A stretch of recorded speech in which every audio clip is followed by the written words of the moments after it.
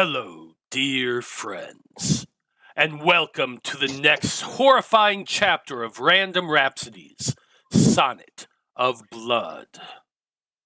I am Matthew R. Dawson, your friendly neighborhood host and game master for this Curse of Strahd playthrough. And joining me around my virtual table tonight are Brandie, Dyto, Joe, Marty, and Natalie. Say hi, everyone. Hi, everyone. Hi, everyone. Hi, everyone. Hello. Aren't they great? Now, before we begin, we do have a few announcements to get through, starting with the first of our two sponsors for tonight's show, Hero Forge. Marty? Hero Forge offers fully customizable tabletop miniatures with dozens of fantasy species and thousands of parts to choose from. Their easy-to-use design tool lets you build your perfect miniature online using a fully 3D, in-depth character creator right in your web browser, which is where we built our tokens for this evening's game. You can build your own today at heroforge.com. Thank you, Marty. Our second sponsor for tonight's show is XSplit. XSplit is a high-quality virtual webcam background remover that works with your already existing webcam. Using this program, you can protect your privacy while you work or play remotely by blurring the background, removing it entirely, or putting your favorite pictures in the background instead. You can download the app today at xsplit.com, and if you use the coupon code RANDOM with capital R, you can get 10% off your purchase.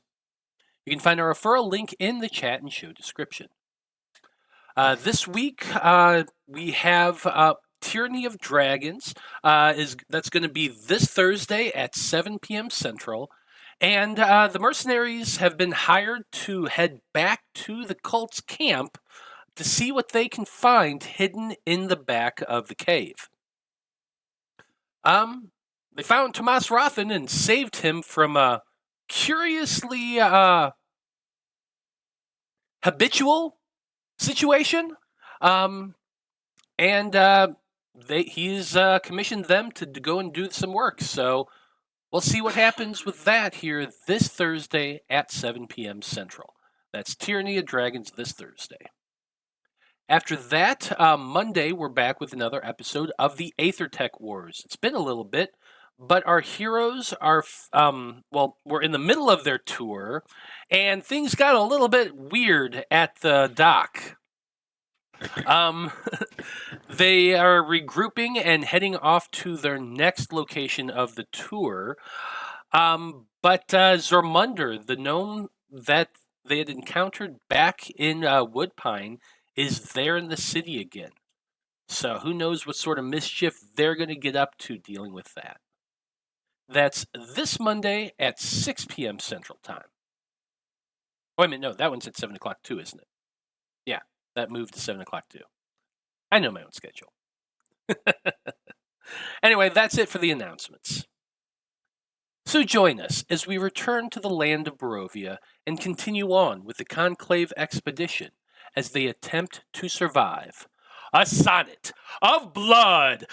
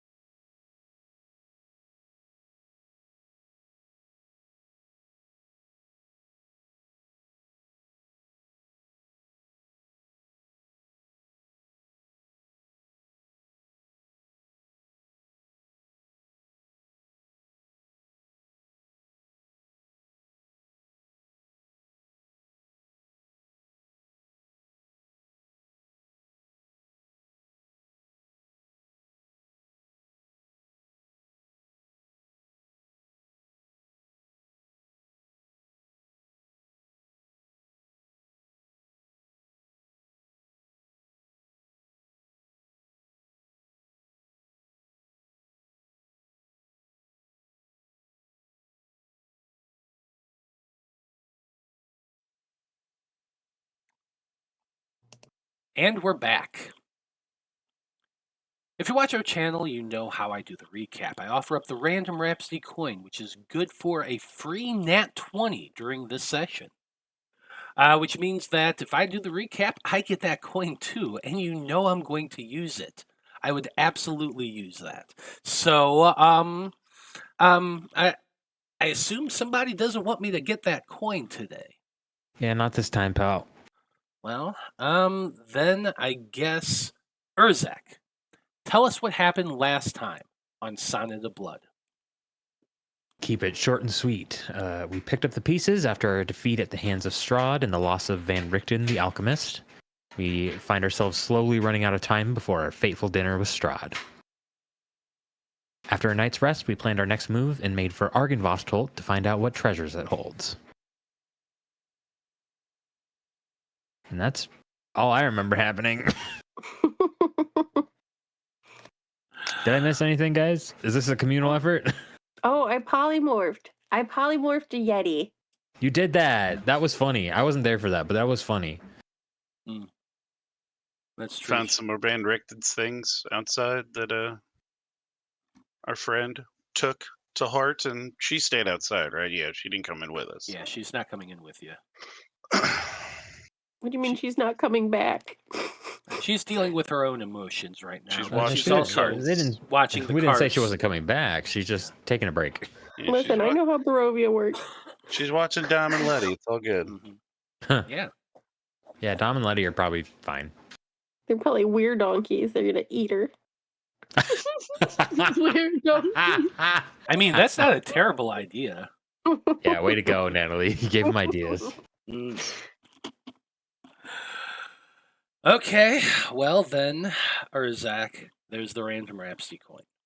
Don't forget to use it, dude. It's only going to last a session.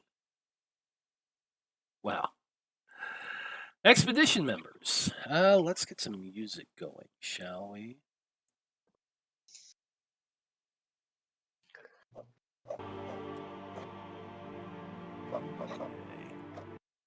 Well,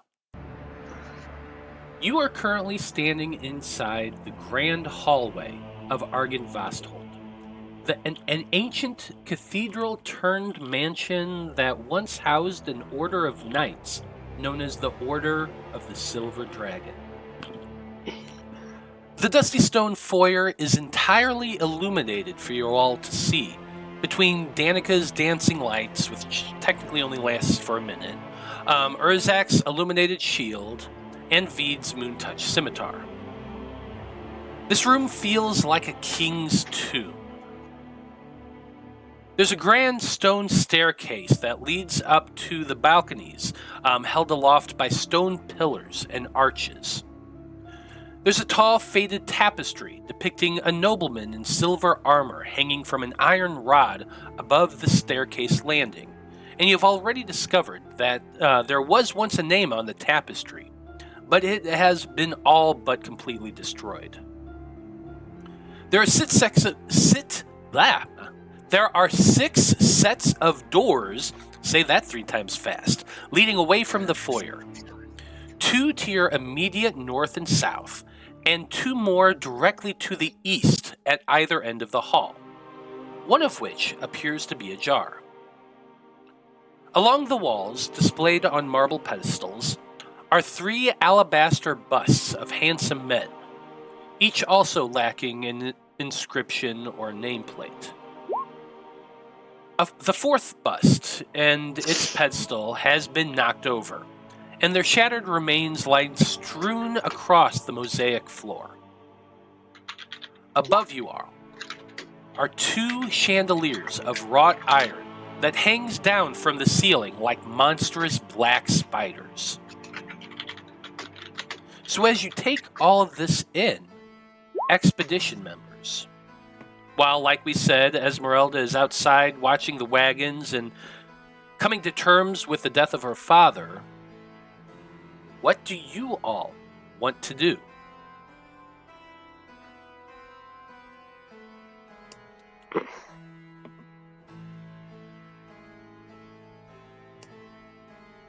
Well, we were looking around for stuff, so I would assume we would keep doing that.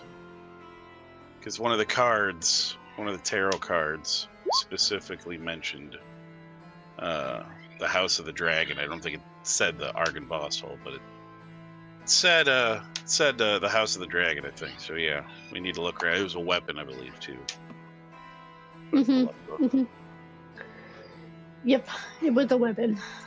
It's really kind of study. We'll keep looking around this place. See anything interesting? I mean, Corwan would be looking for books and knowledgeable stuff, but also the weapon.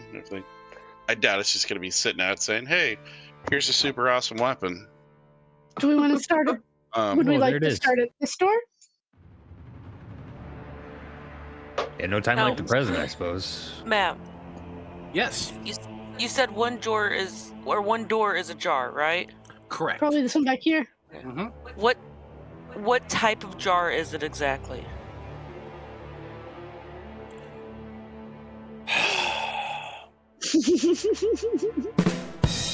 Like are we talking pickles? Are we talking baby food jar? A piece of the ceiling just breaks off and Cock falls quickly down, moves away. smacking Vide right in the forehead. Oh no, poor Vide. You take 39 damage.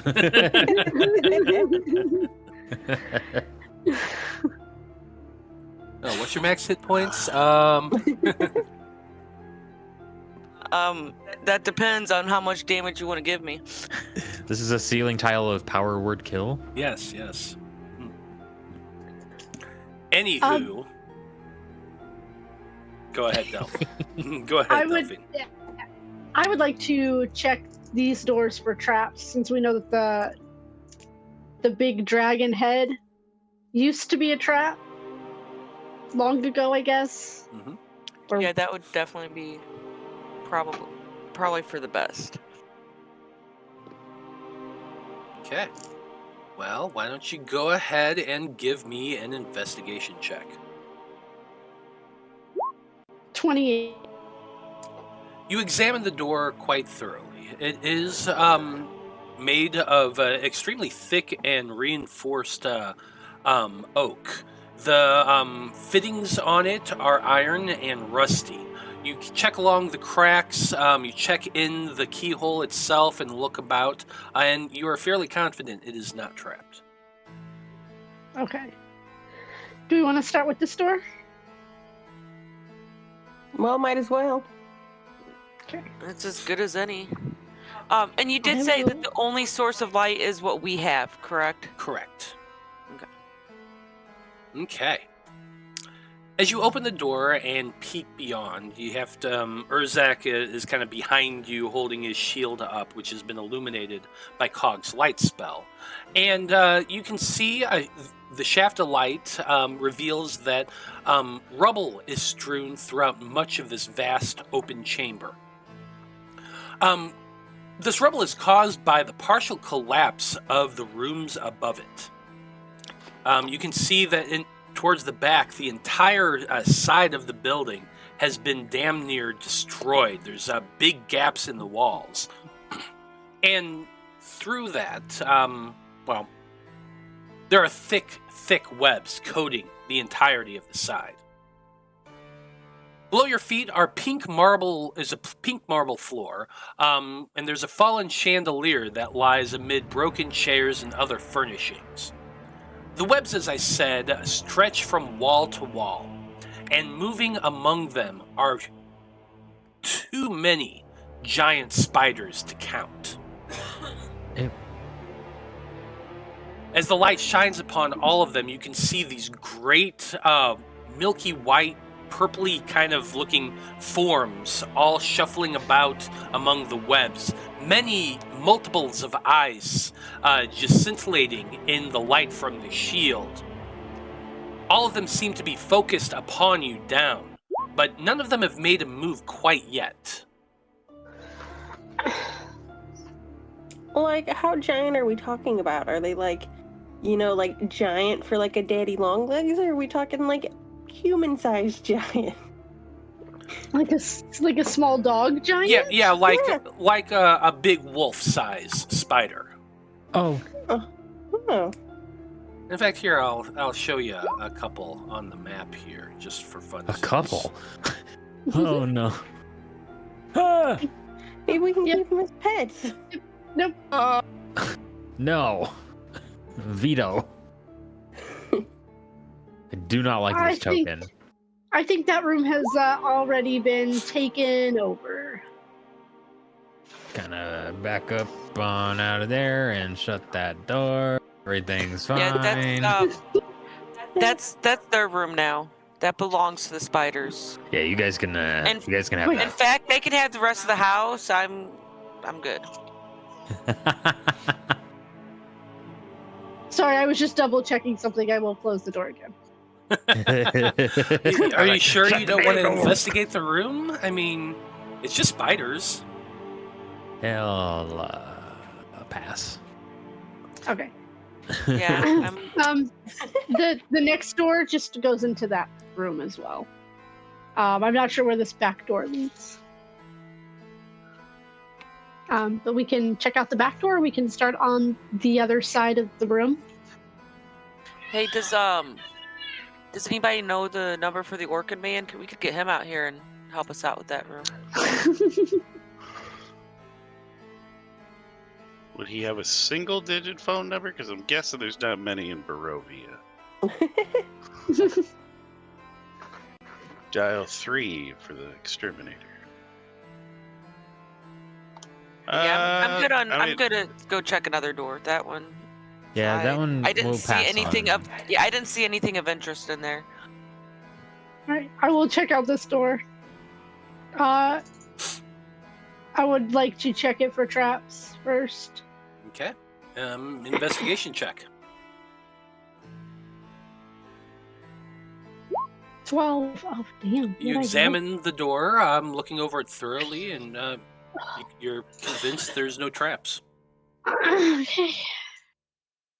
Here goes nothing. You insert your lock picks. I assume you have lock picks, and I do not Okay. have lockpicks. I'm not a rogue. I was just opening a Right. door. yeah, that's right. It's not locked. I was just fucking around. Oh, I was like, I'm not a rogue. I'm just opening a door. It's unlocked. You can open it just fine. Okay. What you see as you open this door and get some light in there, you can see that there is a 20-foot long table with sculpted dragons for legs standing in the center of this hall. The chairs that surround the table have backs carved to resemble folded dragon wings, and several of the chairs have been overturned or smashed to pieces.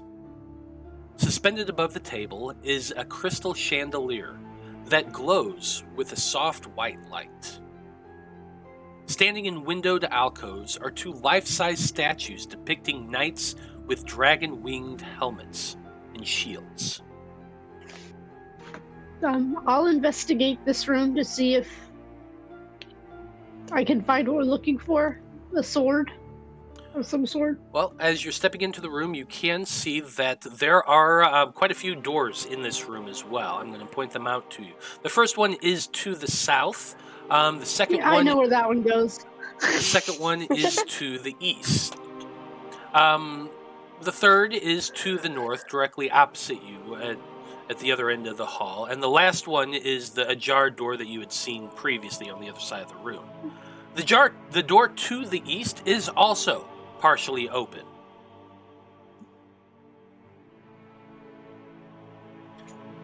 So, as you're stepping closer into the room and coming towards the table, you can also see that there is rainwater that is trickling through the cracks of the ceiling, flowing down the western wall and adding to what's already a large puddle in the room there.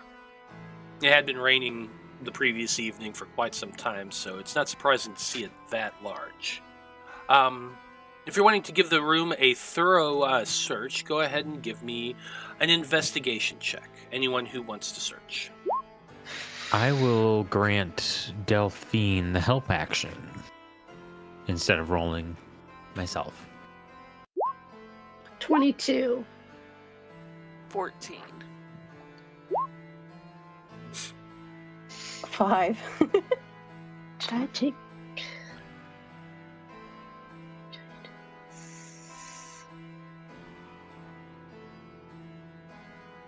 You got it, Yeah, Danika. Okay. Danica's just hyper focusing on that chandelier. She's just like staring like a deer in the headlights. Yeah, it's just Oh, a very wow. soft glow. It doesn't really add a whole lot of light to the room, just a little bit, but it is We can't. faintly glowing. We can't take that with us. But it's so pretty. I see the look in your eyes. We can't take it with us. Danica bats her lashes. Please, just maybe a little piece of it. This doesn't work on me. Well, Delphine and Oh man, Urzak. Delphine wants to say something. She's not gonna.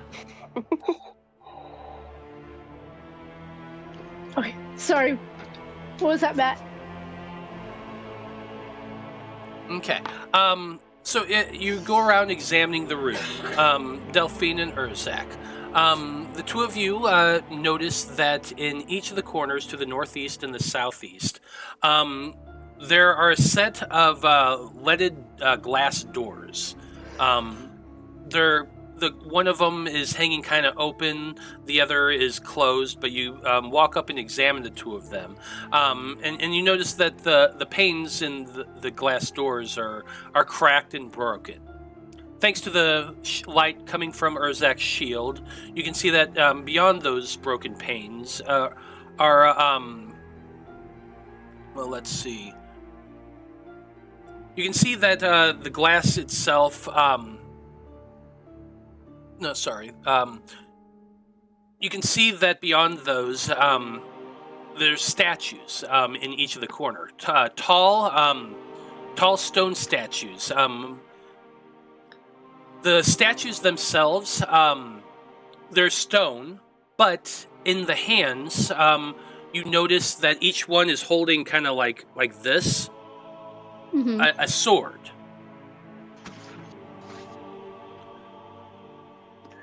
The sword itself is not made out of stone. It's actually scabbarded leather, and protruding from the top of the hands is a metal hilt. The hilt, the crossguard, appears to be shaped in dragon wings, and the handle itself appears to be silver.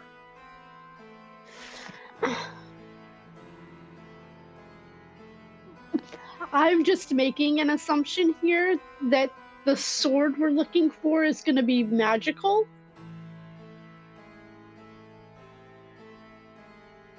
I would think so if it's something that's supposed to help us take down the most powerful man in the land. I'm gonna ritually cast detect magic.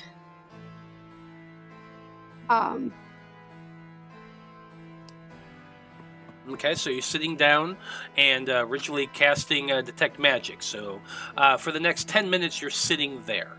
What's everybody else doing during those 10 minutes? Are you just standing around the room watching, or are you kind of looking around a little bit more?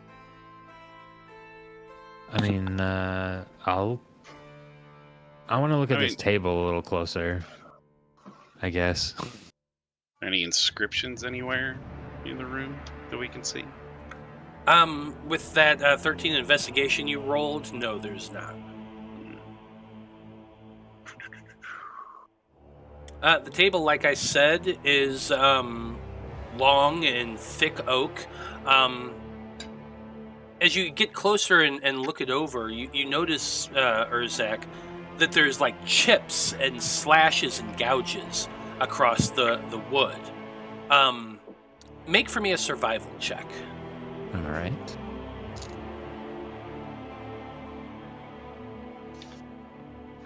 $15. With your knowledge of battle, it's not difficult to discern that there was once a fight in this hall. The smashed chairs, the hacks and gouges along the table. There's a fairly fierce fight that happened here sometime long ago.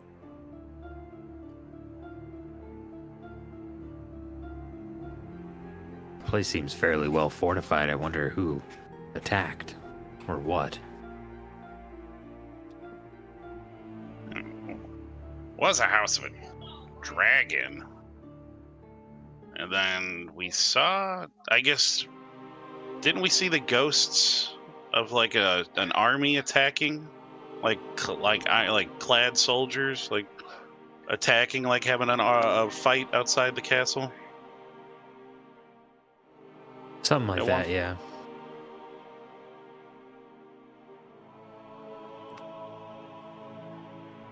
Yeah. I'll remind you, they were demon-looking things clad in armor.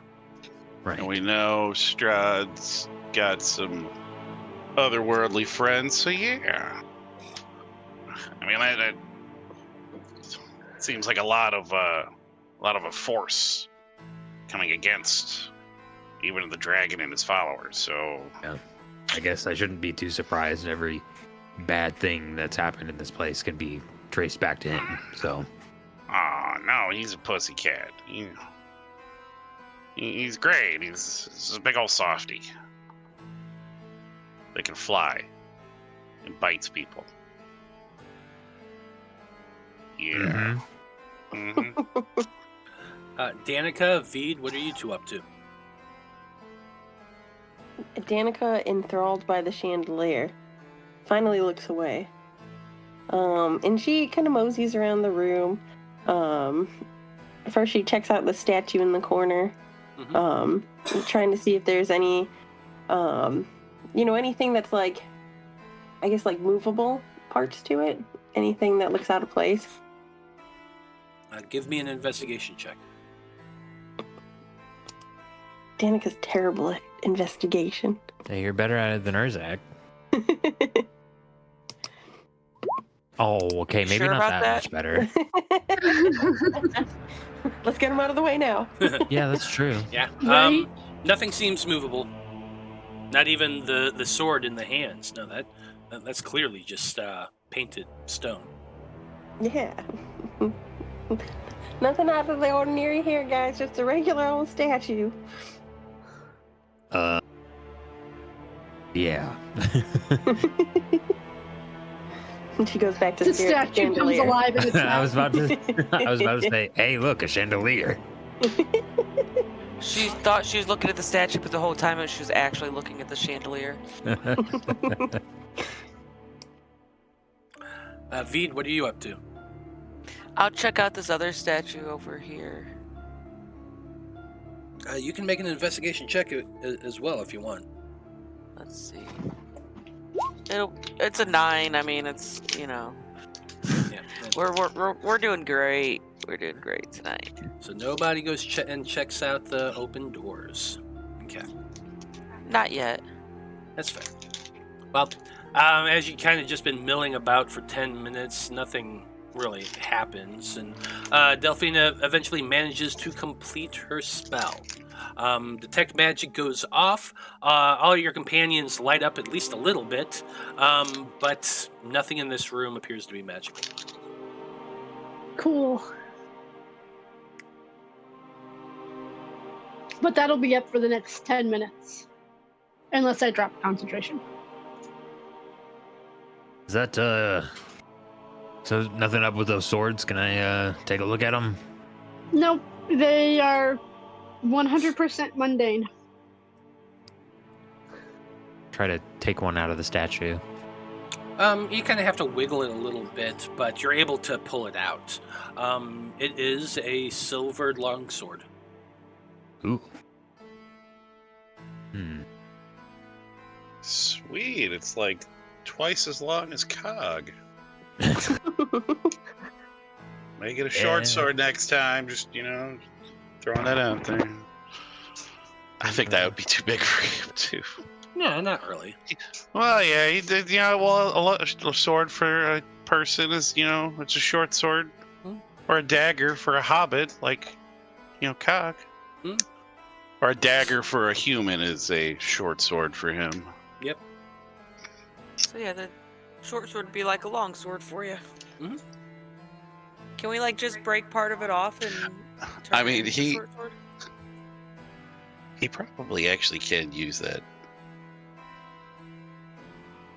But I guess he doesn't have bad strength. He's not a weakling. He's got a 10. I guess he can only do simple weapons. Never mind. I can imagine him like. Hey, you know what? Putting the long sword in his Everybody- on his way, or I'm sure people his- made fun of Yoda when he held up his fucking lightsaber and then he kicked everyone's ass, all right? No, So let's I'm not just- fucking open Got a that door. point. You don't want I'm to He's just got see a imagining Cog. the edge of the sword dragging the crowd at your wall. You don't want to see Dark Cog, and we might see that. So, I mean, let's just keep it up. Keep it up. That's all I'm Well, saying. If anybody wants this, that they're welcome to it.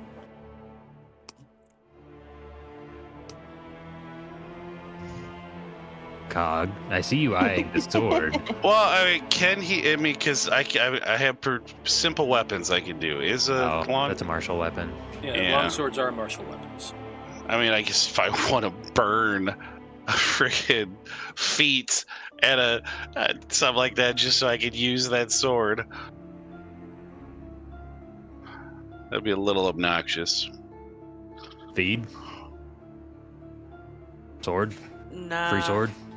Nah, I Well, mean, you're a no, fighter. It I- probably would fit. I mean, hey, it's I a mean, silvered I one. have- It is silvered. It is silver, but it is also just like a normal Yeah, ass Silver sword. though would work great on our wear friends. True. But I thought just magic weapons worked on them.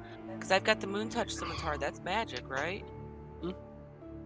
It, I think, has the property where it just gets around, I guess, their resistances. So yeah, I suppose it would.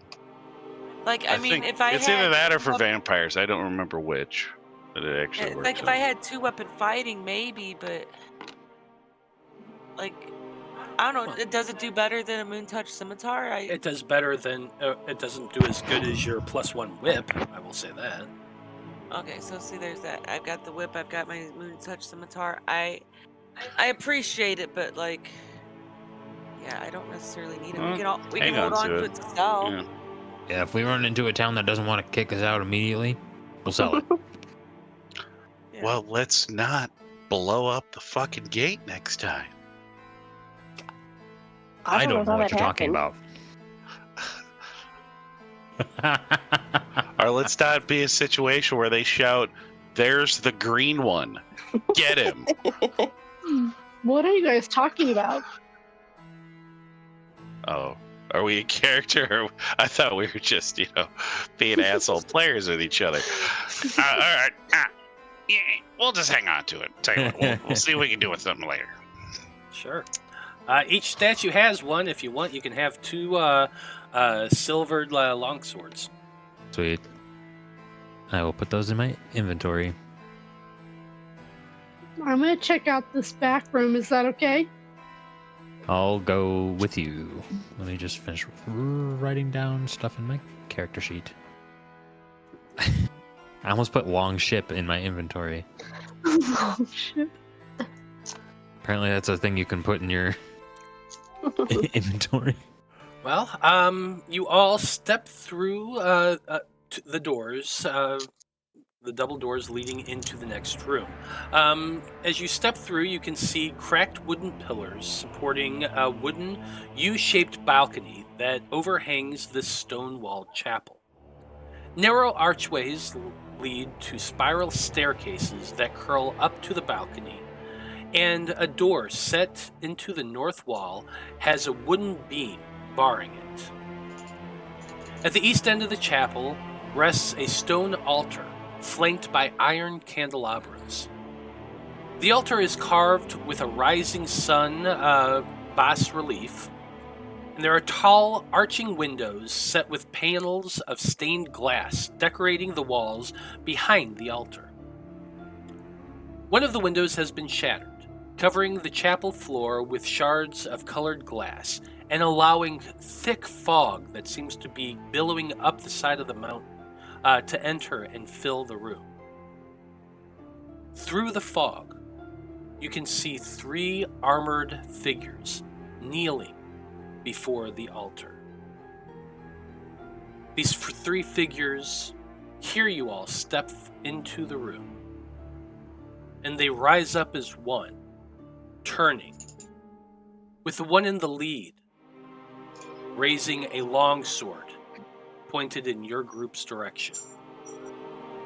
Which means I'm going to need everybody to roll for initiative. No thanks. Hard pass. I'll pass. No, I won't pass. Yeah. Let me click on my. I mean, if you don't want to roll initiative, I can just let them go first. That's totally fine. Oh. What if- Well, What if No. instead we just all be friends? it's okay. They'll go first anyway. I got a 7. Oh, I got a 79. 9. 7, 8, 9. Oh gosh. I can't get any of those. 6, 7, 8, 9. All right, yeah, 6, 7, 8, 9. But hey, you know what? I'm on the other side of the room, so y'all gotta die first. It's okay. I can revive. I got enough spells that can revive everyone. It's gonna be good. And I actually have some offensive spells for a change besides, Cog's Bad Touch. So, What's better than that Amazing. spell though? That's the best spell. he's got Flame Touch now, or Flame Strike now. Whoa, Flame Touch. Yeah, Flame Strike, baby. And I can summon a Celestial, but I'm afraid to do it here because I don't know what would come out. Jeez. Okay. Well, let's find out, shall we? Just straight up. Plus, I need to get a thing worth 500 GP before I can do that anyway. So. God, spicy touch. That was all Brandie. That was all Brandie. I just read the message out loud. That's good, Brad. A rebranding might have to be in order for that. I see what you did there. It would just happen to work perfect. Well, let's start things off. And as you're all standing there like, holy shit, the one that has its longsword pointed towards you just sets off at a run towards your group. That longsword is held up high as it charges towards, let's see. Yeah, that's going to go directly towards Delphine.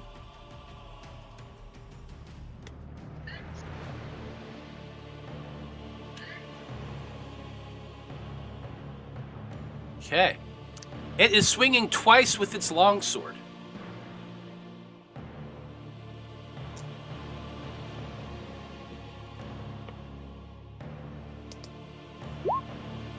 $14's gonna miss. 17's also gonna miss. Nope, 17 just hits. I'm gonna 17 cast just- shield. What's that? 17 just hits. I'm gonna cast shield so it doesn't. Fair enough. Oh, I'm thinking of your Blade Song armor. Right, I haven't been able to cast. I haven't done my blade song yet, so my Yep. AC is 17. Okay, so Now it's 22. so it's about to hit actually, and you have to throw up a shield to deflect it. Its sword smashes into your shield, and the creature snarls at you. Now that you can actually see this thing, it is kind of horrifying looking. It appears to be human, but all of the color is drained away from its flesh, leaving just the color of sallow corpse. Graying eyes, graying skin, milky white eyes. Its lips drawn back in more of a snarl, revealing just bone-white teeth. It's wearing tattered Hey, we're not chainmail. here to hurt you. It's wearing tattered chainmail and has a cloak about its shoulders that's just gross with grime and age. You can barely see anything beyond like the darkness of the soot-stained fabric. But it snarls at you as you say that you're not here to hurt it. Doesn't really seem to care. Next one's also going to be moving. Right up to Danika. Oh no.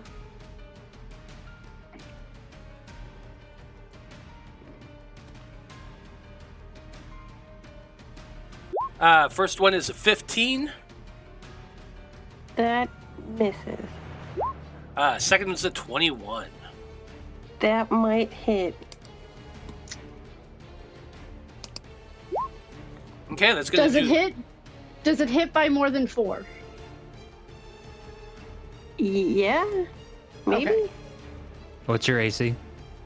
17. Does the first one hit? Did we say 15 or 17? First one was a 15.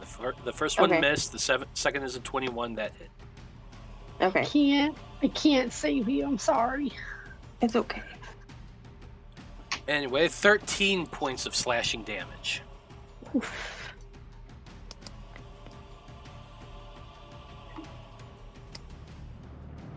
Okay. That's it for their turn. Vide, you're in the other room just behind Delphine, and you hear some the sounds of battle. What are you doing? Yeah. If I stand right here, can I use my whip on this guy, or would Delphine be in the way? Well, Delphine would be in the way for that. It's going to grant it partial cover. Or actually, let's see. You got a door in the way too, so I'm going to call that 3/4 cover. Oh, crap. Is there...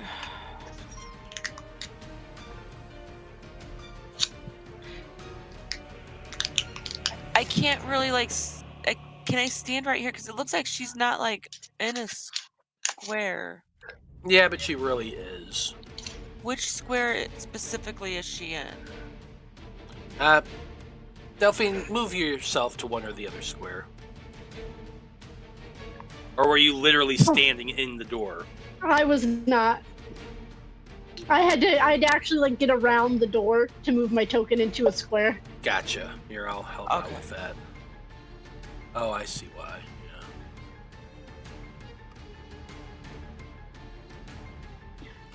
There, we'll make things a little easier. Okay. So in that case,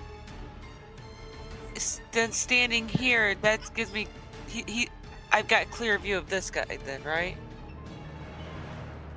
That would I'm going to call that partial cover. Ugh. Just want it to be no cover.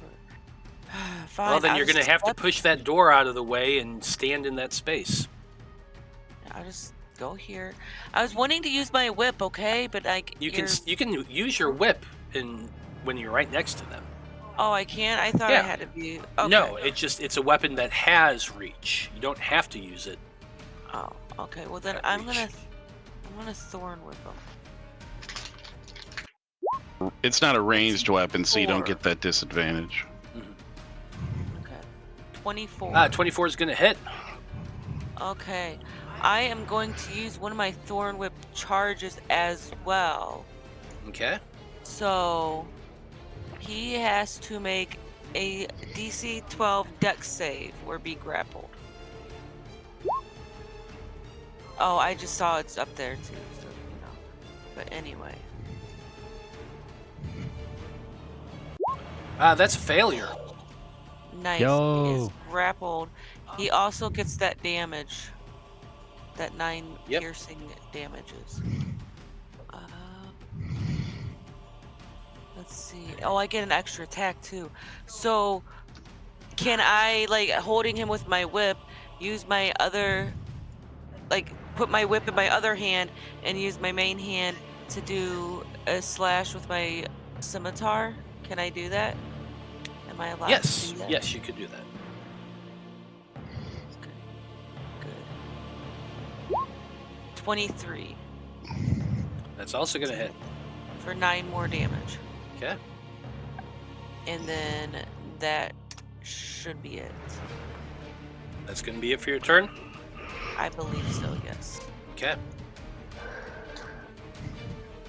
Next up, we got another Revenant with a long sword. That's what these dudes are.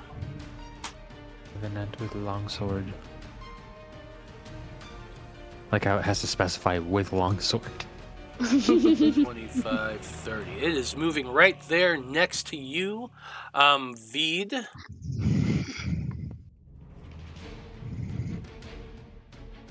Hey, it wants to be my friend. Hello, friend.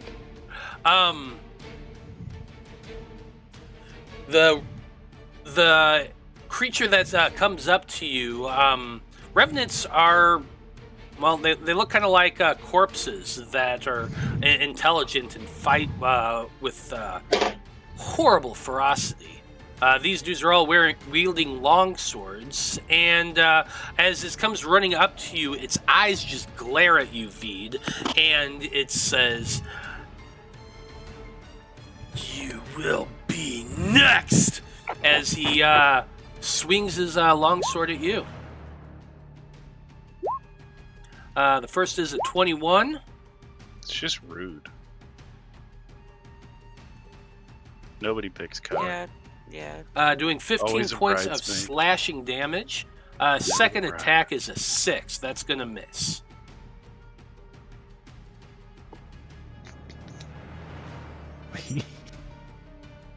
Although I feel like, for some reason, I feel like my armor class is really low, and I don't know why. What's your armor class? It's 16. I thought I had more than that. Well, what kind of armor are you wearing? Because you're a fighter What are you class, so we can. I've got a Yeah, chain shirt, it looks like. Yeah, that's about right. Okay. What's your dex? Like that. What's your mod? +3.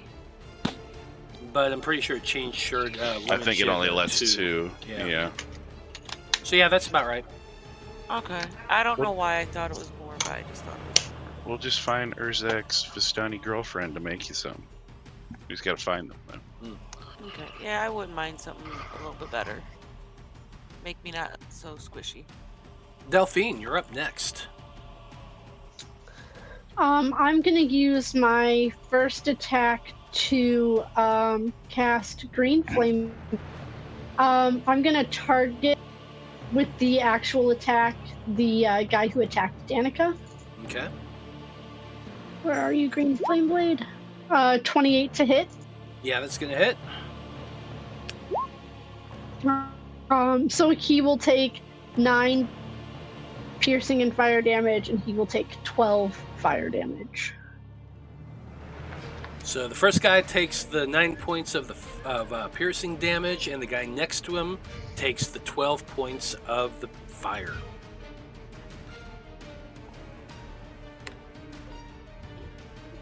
And then I will just take a regular stabby stab at the guy who attacked him. Regular old My rapier. stab.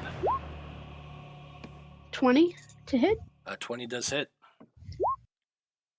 for 9 more points of piercing. 9 more points of piercing. Okay. At the end of your turn? And for my bonus action, Nope. I'm gonna go into my blade song. Love it. Go into your blade song. Next up is Danika. What you doing, Danika?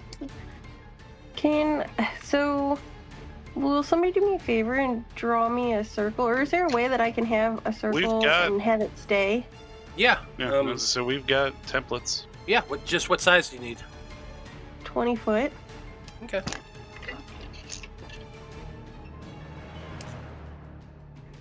Well, I mean, I can draw it, but how do I get it to, like, stay? How did you do that? There's templates. If you look up in the journal characters. section, down there's a Area file of called effect Area templates. Effect. Yep. Okay, let me go down. Oh, I see it. Okay, and then I can just pull it on there? Yeah, you Yep. can just move this one however you want to. It's got different Wow. colors. Does got this everything. count? Does this count as a sphere? Sphere? Yes. Yeah. Yes. Okay. It's just because we're looking at a 2-dimensional space, so it's our representation of a sphere. Correct. Let's see. Dear I God, would like. don't let Roll20 try to do 3 dimensions, because fuck the problems they have with 2. Hey, stop talking bad about them. You remember what happened last Hey, time? yeah, talked you bad know about, what? I like- shut down for everyone, and someone on Twitter decided to. But I made that joke. They're like, "This is the guy," Everybody had fun with it. Get him!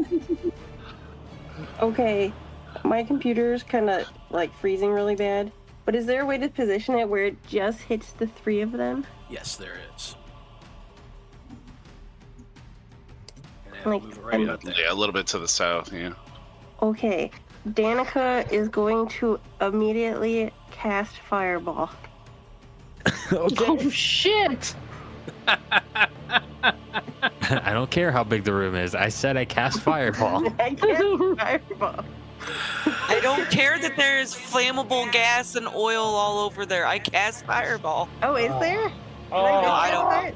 No, I don't know. I'm They're just making a joke. Well, Leroy Jenkins. Well, good luck, guys. It's too late. We already did it. We're committed. We're committed. yeah. So here's what happens: you cast fireball, you blast this little ball of flames into the middle of the room. It strikes the center of that area and just expands, and an explosion of fire. I got this.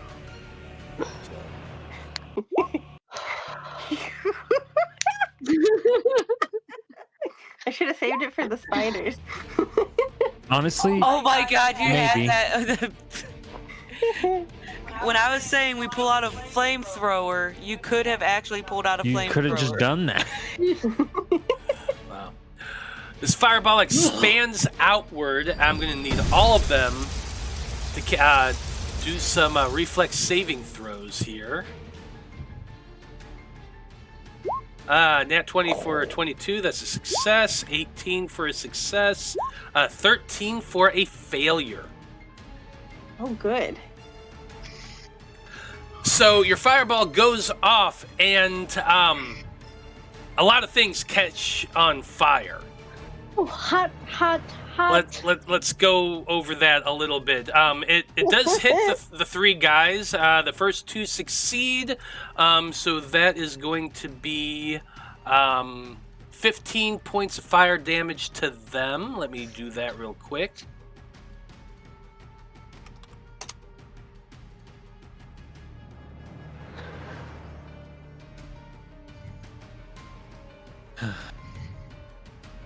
Look at it. It's only a small fire. It's okay. But it immediately goes out, so we're all good. Hey, don't talk about small fires around me right now. Shit, yeah, I ain't kidding. And it does 31 points to the dude that failed. And then you notice that the ceiling catches on fire, because I did describe that above you is a wooden balcony.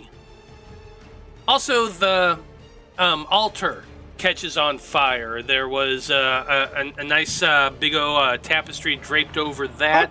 That's now on fire. Let me deal with this real quick. It just lit the whole building on fire. Sorry, guys. It's okay. The outside. Hey, at one point, it's gonna stop because the rest is stone. We're all good. Oh my god. That is so cool. It's too big, though.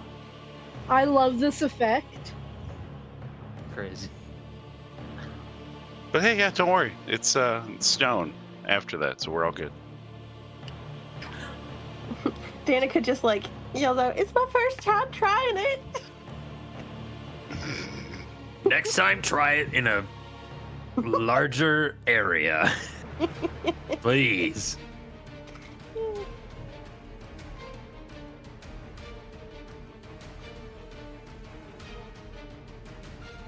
So there's that.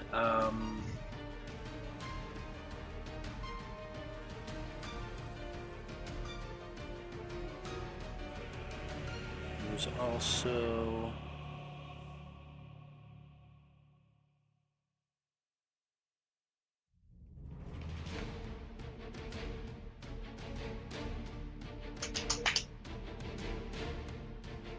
Well, I hope there wasn't anything important in this room.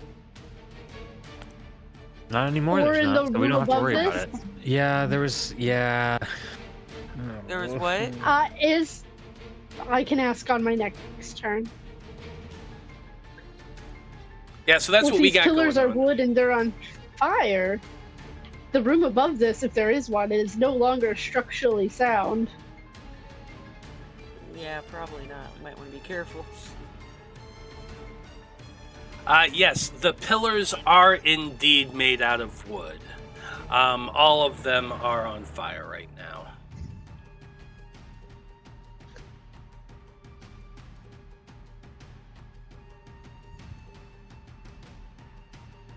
Well, hey, we wait long enough, we won't have to go up the steps to check out the next.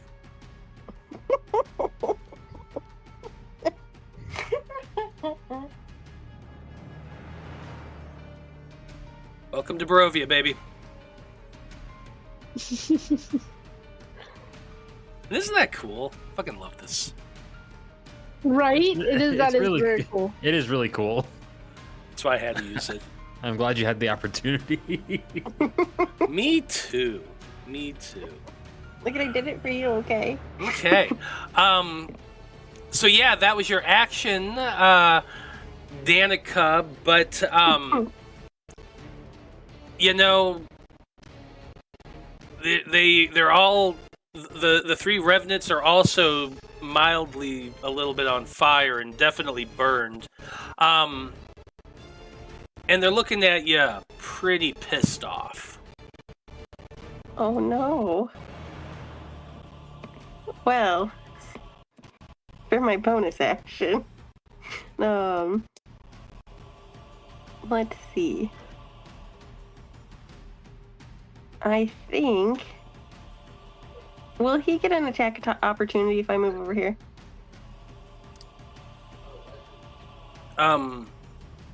If you move As long out of as you his stay in their melee range. Yes, he would. Whatever. I'm gonna do it. I'm gonna move. Okay. That's definitely going to give him an attack of opportunity. Let's see if it hits. That's a 15. It misses. Nice.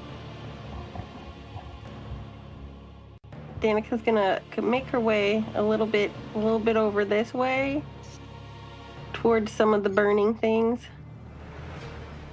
And I will. Who's next? I'm gonna give Urzak a bardic inspiration, Thank you. Okay.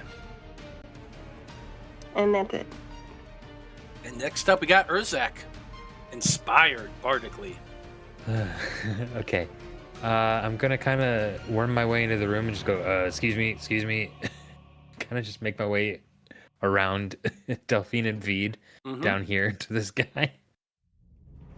And I'm gonna attack. Watch me go. Here we go. Battle axe. Roll. That is a 21 to hit. 21 hits. I am not raging. I will not smite yet. That is 7 damage. 7 points of damage. We'll go with the old 1-2 combo. 11. That's going to miss. If I add the Bardic Inspiration die, perhaps? What's Danika's Bardic Inspiration die? I think it's a D8 at this point. Yeah. Mhm. How about a 16? A 16 does hit. There we go. Thank you, Danika. You're welcome. I'll throw a first level smite on this one. So this will be 7 plus 2d8 radiant for 11 radiant damage. Okay, 11 points of radiant damage. I think the graphic is lagging my music on the thing. Uh-oh. That's weird. Anyway. Okay, so a total of 18 more points of damage. I think that's my turn. Okay. We have a long day ahead. I'm not going to get too crazy with wasting all my resources on the first battle. Aw. Come on. I know. There's only going to I be know, I'm one. really- You're fine. You're already I'm ignoring trying the to- spiders. I'm trying to be better about it. Like, I'm really bad about not conserving my resources. Fair enough. Well, that's it for your turn.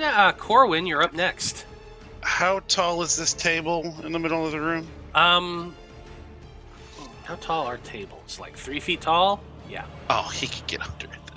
I was just wondering, can he go under the table? He can ease. If it's 3 feet tall, that's exactly how tall he is. So he's gonna just kind of like, he goes, "God, walking around for pussies. I'm gonna just go right up in the middle." Let's see. And then he is going to kind of just whisper a few words to his sweet, sweet lady, and he's gonna toss out some spear guardians. So a bunch of little Eric Draven and the Skeletal Crow are going to start kind of swirling around him in a 15-foot cone, or 15-foot radius. Okay, let's throw up a radius here. And I'll go ahead and just do the first now. And it ended up being 12 radiants on their, because I guess it's when they take their turn, right? Yes, correct. So yeah, once their turns come up, 17 whiz, and it'll be 12 radiant on them. And then I don't have any other bonus actions that aren't leveled spells. So that is his turn. Okay. Next up is the Revenant with the long sword. So let's get that wisdom saving throw out of the way. That's a 17. So he'll just take succeed. 6 radiants. 6 points of radiant damage. And it's not difficult terrain for him. Or actually, I guess, you know what? Is it always difficult terrain whether they Yes. succeed or not? Yes. Yeah, I'll pop up the spell real quick in chat. Pretty sure.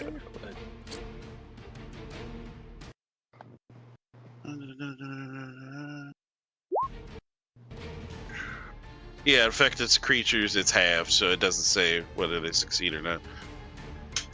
Okay. And it's if they start their first time on a turn, or it starts its turn there, yeah, so. Okay, that's it. So that was that. Now let's get to his turn. Who all has hit this guy? Me. You did. Vide did. Not I. Someone threw a fireball, we don't know who. No, I mean, he definitely saw that, but they're kind of right here for the moment.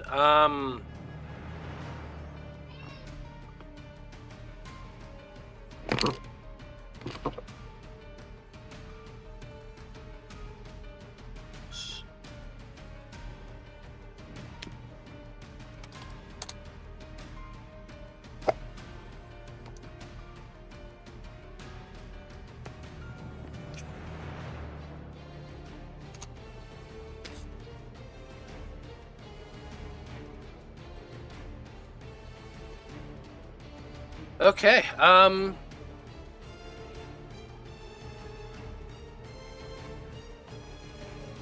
yeah, Delphine, I'm gonna need you to make for me a wisdom saving throw, please. You'll have whatever Urzak's aura. I guess you have that at this level, right? That Did is you get true. that aura? Yeah, Vengeance, you should get whatever You your have to be charisma. within 10 feet of me. Yeah, so whatever your mod is. Plus 2. Oh, well, I hope that passed. Yeah, you're good. It glares at you, snarling, and its eyes flash, and you feel your head clouding a little bit, but you're able to push past it, and it does not affect you. In anger, the thing swipes at Oh, you. hey, mine do that too. And my eyes flash a little gold. I just respond to it. Oh, hey, mine does that too. And my eyes will go a little gold than they usually are. Nice. It's following up with a slash Weird with the long hag sword. shit. Does a 20 hit? Okay.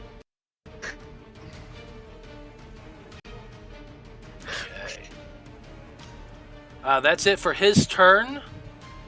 Next up, we've got the second Revenant, the one that's right next to you. It's going to be taking 2 swings at you with the long sword as well.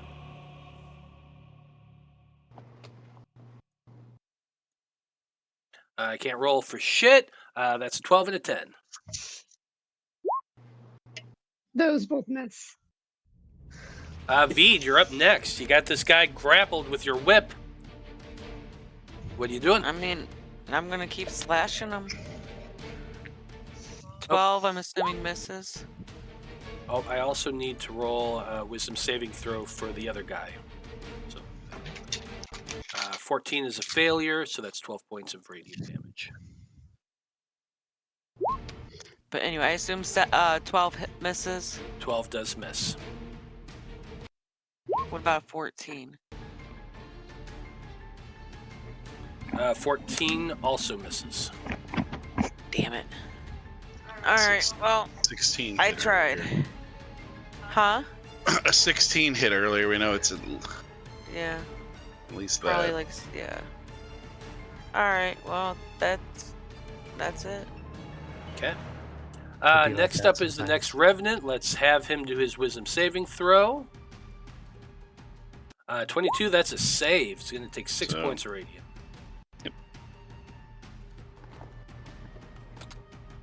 Surprisingly, they are very smart. Well, no, I guess not surprisingly. They're revenants. It's going to be taking slashes at you, Urzak. Well, first I'm going to have it do its vengeful glare, as it swears vengeance upon you for hitting it, Urzak, a moment ago. So give me a wisdom saving throw. Yes, sir. Oh my god. That one. Oh, nat 1. That's great for me. This should be a familiar sensation to you, Urzak. You are paralyzed. Oh no. I'm so sick of this bullshit. It's a pretty wicked shade he just threw at you there.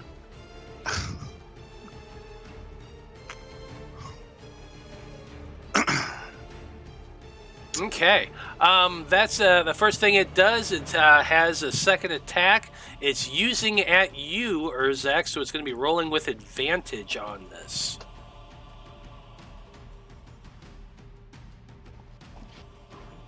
Does a 16 hit? No. Man, I'm rolling terribly today.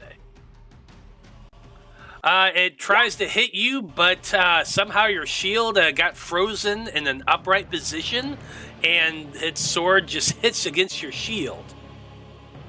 You're still paralyzed, and you're stuck there.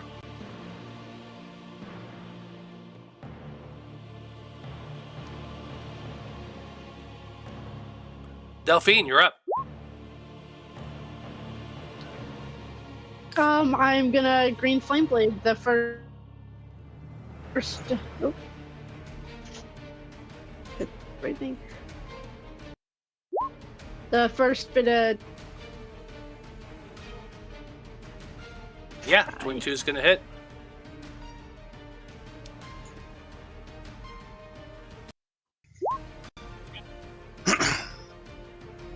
damage to both of that. Super. Okay.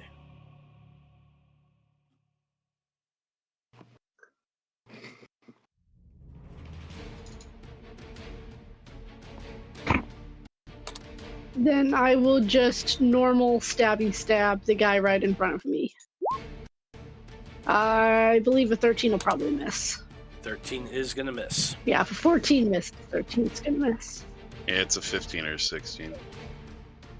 Okay, staying where you are. And that is gonna be my turn. Yes. Absolutely. Danika, you're up next. Okay, Danika is going to cast. She's gonna cast Bane. Oh, I have a quick question. I have a 30. Sorry. You have a what? I forgot. Is there any magic? In the area around With it- here?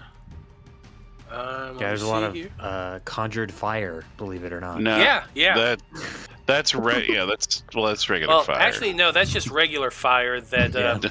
that ignited because of the magical fire. Let's see here.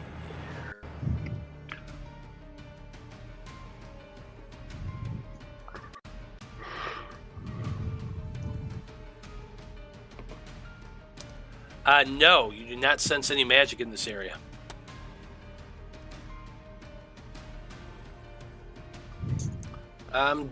Anyway, Danika, you're casting Bane. I assume you're doing this to all 3 of the targets there. Yeah. Let's make some charisma saving throws. That should not have been an advantage. A 23 is a success. A 13 is a failure. A 27 for Nat 20 is a success. Wow. So you've No, only been able to Bane. Bane one of them. No That's one okay. cared who I was until I put on the mask. And then Danica's gonna make her way over to the altar. And then as a bonus action, can she try to put out the fire?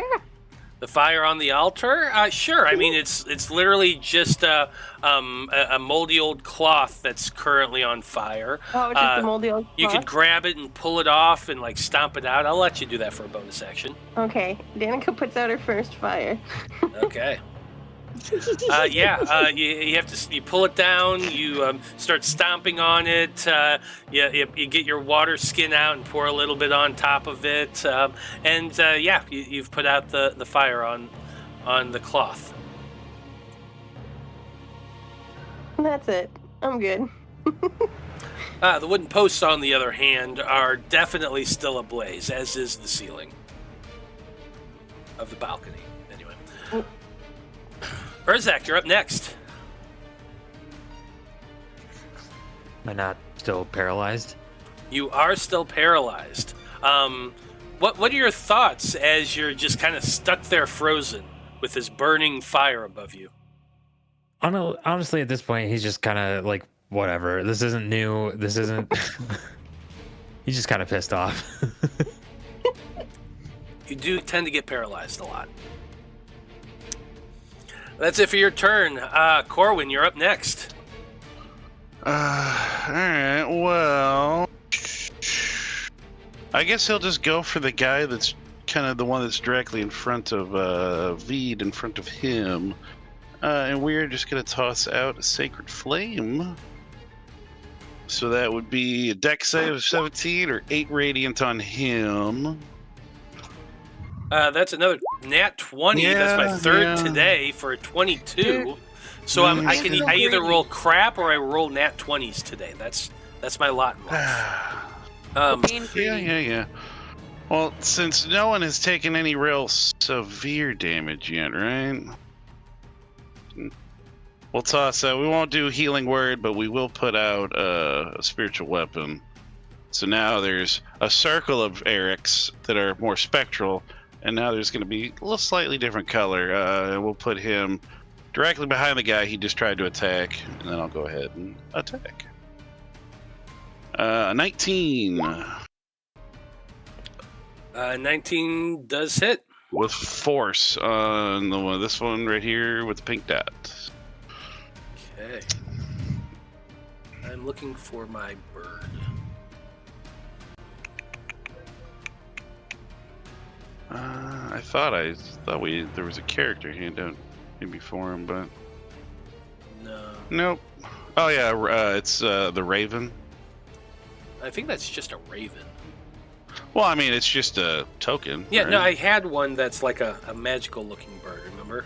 Oh, you know what? I think I do. Yeah. I mean, I pulled out the Raven just for now, and so you can find that. No, that's where I don't even see it. He's directly behind. Right there. It's It's not the little showing one. Weird. That's weird. I see him, and I can move him around. Well, at least you can, because I sure as hell can't, but whatever. You see him now? Oh, now I can see him, yeah. Yeah, all There right, he is. yeah. So he's just right behind the guy in pink. So yeah, 9 That's fine. force to him. 9 force to that guy. Okay. I like to think as the other ones kind of fly by, they like do like little high fives or high wings to each other, even though they don't actually hit. In Cog's heart, they do. Fair enough. I like how you're just like, all right, that bullshit's done. Next. Pretty much. Pretty much. I guess I'm just I got to come up with something more exciting because you're just getting used to me by now. Yeah, It's only been what 5 whatever. years now. Why is my camera lagging now? Jesus. Oh. I wonder if this animation thing's... It's just the fire. It's the animated The fire goes I out. think. Crazy. Am I moving now? I don't know. Yep. Oh, yeah, yep, you are. I see you moving. Okay, yeah. It was literally that. That was just taking too much memory. That's crazy. Well, whatever. That is the bottom of turn order. That was it. So we're back at the top of turn order, and I just noticed it's 8:30. So why don't we go ahead and pause here and take a break? I think that's a good idea. So we will be back in about 10 minutes, folks. And when we return, we're going to be picking up this battle against the Revenants. Should be fun. Stay tuned.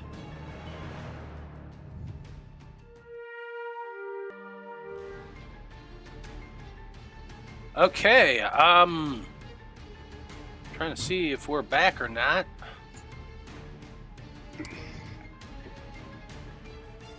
My system is acting really weird. So, yeah, my camera is definitely not keeping up with me on Roll20, or now Roll20 on OBS. So we're seeing a lot of weird shit right now. But I guess we're just going to keep going, because why the hell not? I might just turn off my camera. I don't know.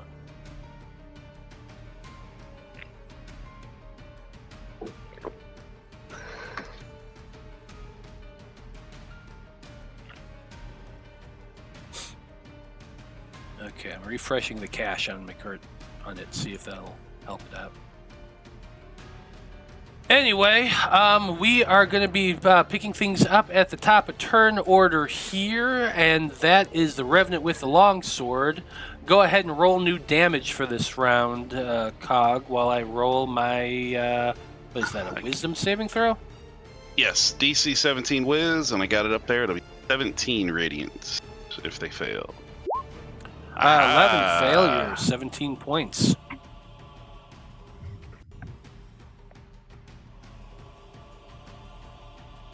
There we go.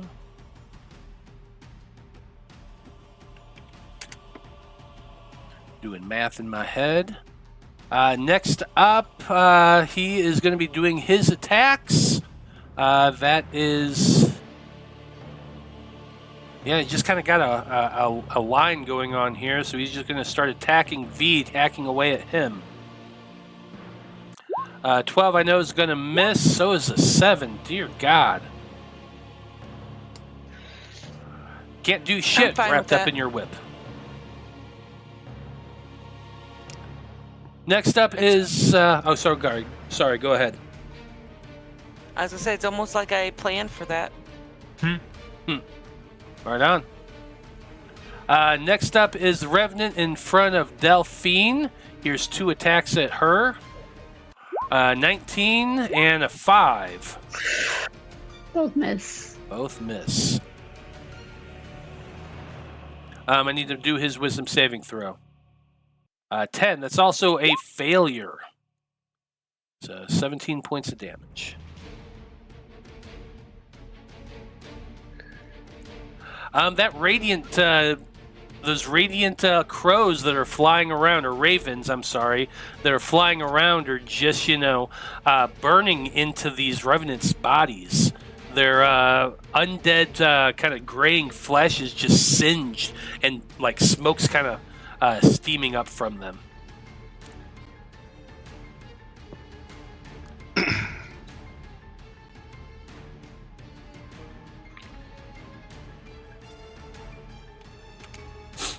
Okay, that's it for his turn. Vide, you're up next.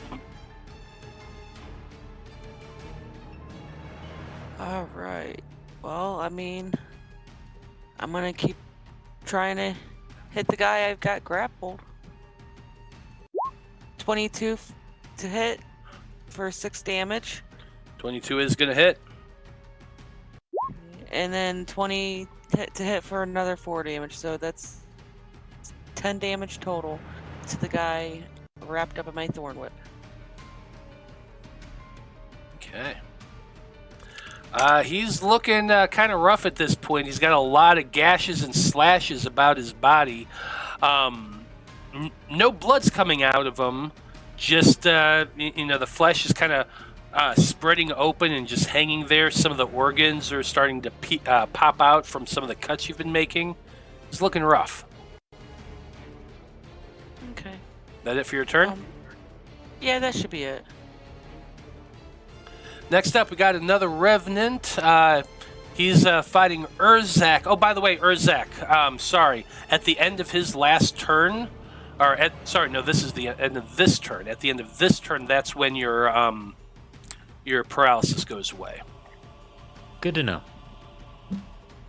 Yep, so it is making 2 attacks at you with advantage since you're currently paralyzed. 14's gonna miss, and wow, really? Okay. 14 and a 12. That was useless. It's his turn's over. Hey, Urzak, you're no longer paralyzed. Wonderful. What a waste. Delphine, you're up. Let's do a little bit more of this here green flame blade. Oh, that's not gonna hit. No, it's not. That's a 13. Then just regular stabby stab. There we go. For 20 at the guy right in front. Mm-hmm. That's gonna hit. 8 piercing damage. 8 points of piercing damage. That it for your turn? Gotcha. Yes. Danika. So I don't think I have any. Oh, hey. Hi. It's me, Danika. It's your turn. The 6 pillars in this room are on fire. So is the balcony above you. And your friends are currently engaged in with some revenants. So what are you doing?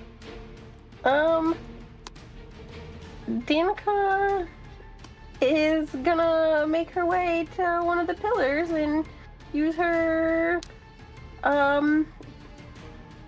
wet cloth that she had and try to put out the pillar. She's gonna definitely try to fix this. She can fix this. Okay. Yeah. It's not like super duper burnt right now. So yeah, I'd say using your action and bonus action, you could probably put out 2 pillars. Okay. I got 2 pillars. That's good. And then I guess that's it. I'll make my way like right over here, moving down. Urzak, you're up next. Okay. I think coming out of the paralysis, Urzak was originally like, okay, I'm gonna kind of conserve some resources, but he's a little angry now. So as a bonus action, I'm gonna rage. Nice. And then I'm going to attack with my battle axe recklessly. So I will attack with advantage. That is a 19 to hit. Definitely gonna hit. This will be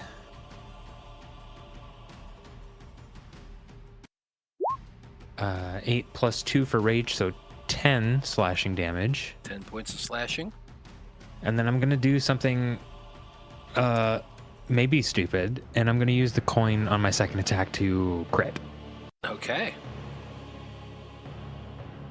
And then I will burn a second level spell slot for a divine smite. So So this will be 2d8 for the axe, and an extra 2d6 from the axe, and then 6d8 from a second level Divine Smite. Plus 7. Whew. So 51 damage. 51 points of damage. Hot. You cleave into this revenant as it explodes in radiant light. You do a heavy hit on this creature. It's not dead, but it is barely hanging on. It's not dead. No, I don't know what I expected. Oh, you know what? When I'm raging, I get Divine Fury, which gives me an extra 1d6 plus 1 radiant damage on my first attack. Oh. So another 7 damage. Okay, let's add that another 7. Yeah, it's still alive, or it's still up, but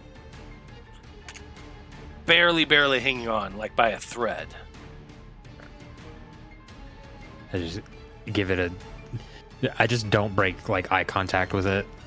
Just.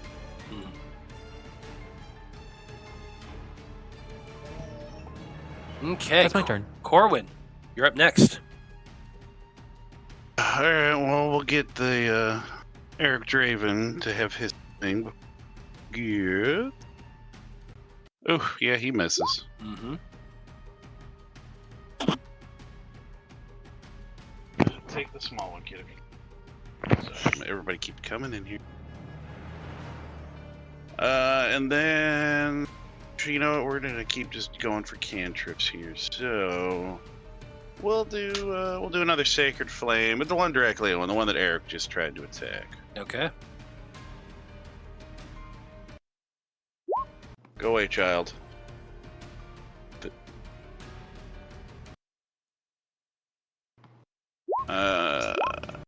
Oh, he fails. So that's 9 radiant. 9 points of radiant damage. Still up, looking very hurt. And then that will be my turn. Round of the Spirit Guardian damage here, since their stuff's coming. So Okay. that'll be 12 for the next round. We are at the top of turn order. Let's see how well they can handle the radiant damage. It's Wisdom saving throw. 25 to Good. save. Fucking balls. Yeah. Still 6. Mm-hmm. Dead now.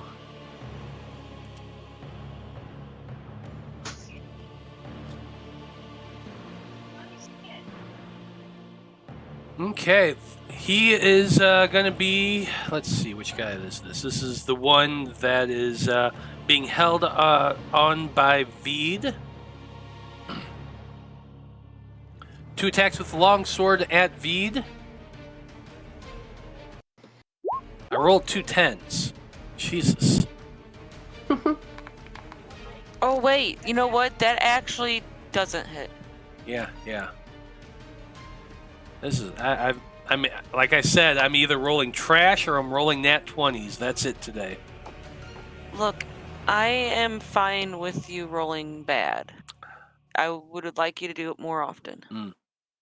I see. Interesting.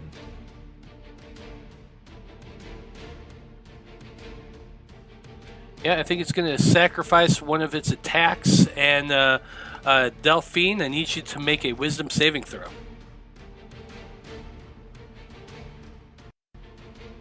Add +2 to Doesn't- whatever you roll. Doesn't that one need to roll a wisdom saving throw? Oh, yes, it does. Thank you. 15. 15. 15 just saves. And He's gonna take his full Revenant, 12. yep, did not save, so that's 12 points of damage. Whittling him down.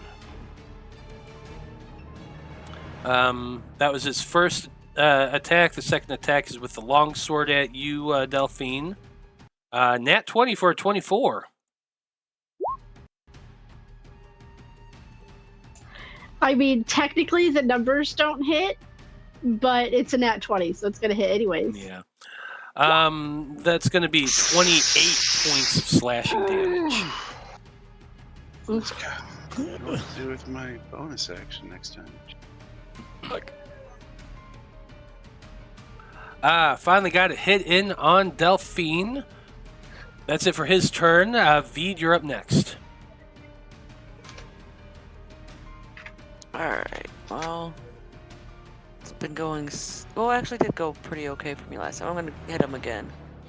So let's see, 17 to hit for 4 damage 17 hits. to the one I got grappled. Oh, nice. Nat 20 for another 10. Nice. He is looking severely hurt right now. Just barely hanging on.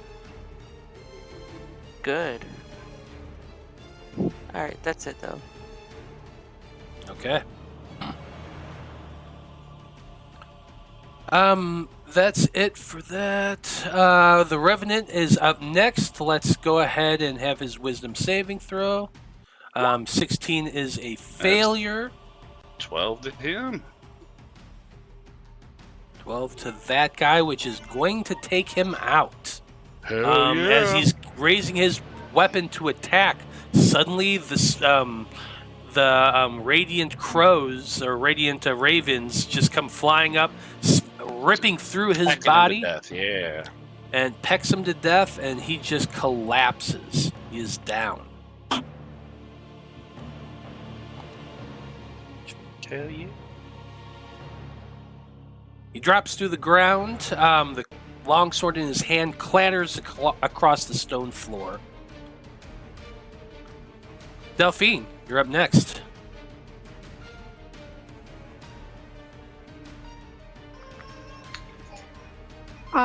I am going to do more or less the same. I'm going to green flame blade the guy in front of me.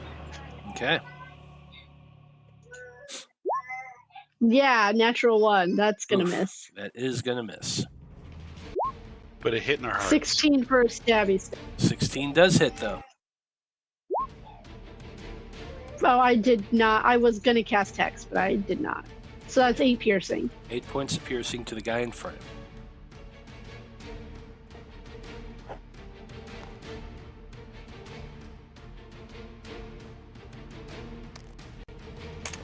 That it for your turn?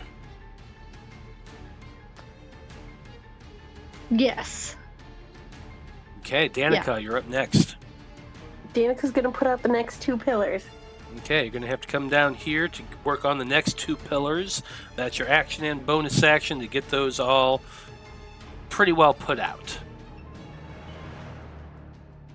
Like they're still smoking and singeing a little bit, but it's not spreading. Now the question is how you're going to get the ceiling after you get those last 2 pillars. Good thing I have a broom. Good point. That's it for Danika's turn. Urzak, you're up. So the one facing me is gone now, yes? Uh-huh. He is down on the ground. All right. Wait, what do you mean by that? They're revenants. Shit. I will attack the one in front of Vide. Okay. 14. 14 I think misses. just misses. So 15 is it? All right. Let's try it again. 15. Just hits. Whoa, how did that happen? This is so crazy. Okay, here is the normal damage. 9. And then Divine Fury adds a d6 plus 1. 4. And then 2 rage damage for a grand total of 15 damage. You just smash your axe into this creature, cleaving it down the chest. He coughs up and just kind of makes this unearthly howl before falling to the ground.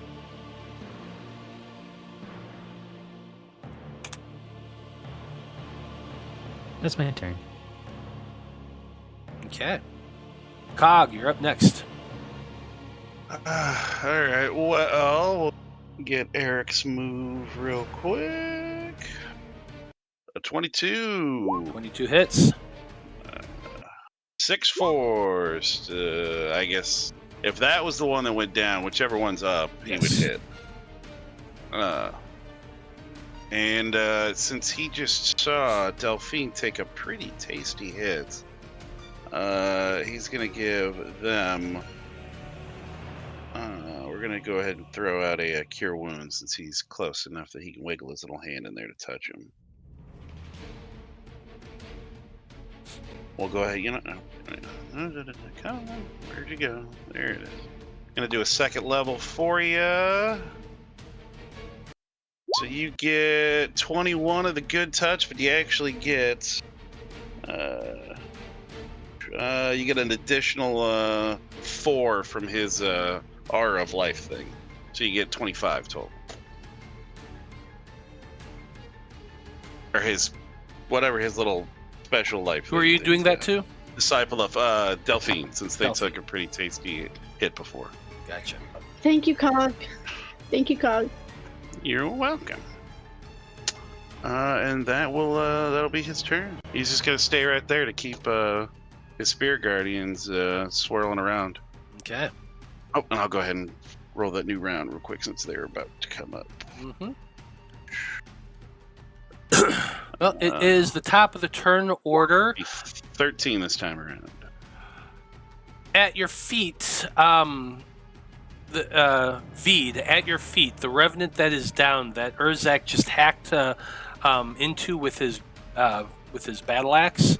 You see it move just for a moment before it exhales. This long, kind of raspy breath. Almost like a death rattle. And it moves no more.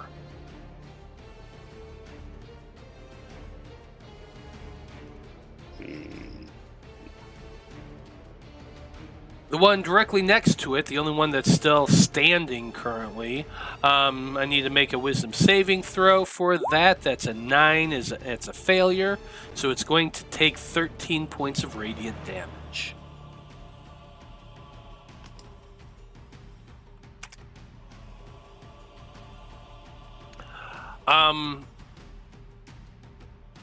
Sees, it's kind of looking about at the group, but these things they really have no interest in surrendering. They are just going to keep fighting until they are all dead. So it's taking 2 swings at Delphine. 15 and a 10, both miss. Like I said, trash or 20s, that's it. Vide, you're up next. There's only one of these revenants still standing. What are you doing? I'm gonna slash at him a couple times. Here. 19 for 7 points of slashing. Yep, 19's gonna hit. 7 points of slashing. Next one misses. I will also remind you that your whip is now no longer coiled around the dead guy. Oh, I know. I'm just reminding you. I know. I made my choice. That's your turn? Yep, that's my turn. Okay, the revenant immediately to your south, the one that Urzak is standing next to, does the same thing. It has that weird sort of death rattle, wheeze come out of its body, and then it just shudders down and is motionless.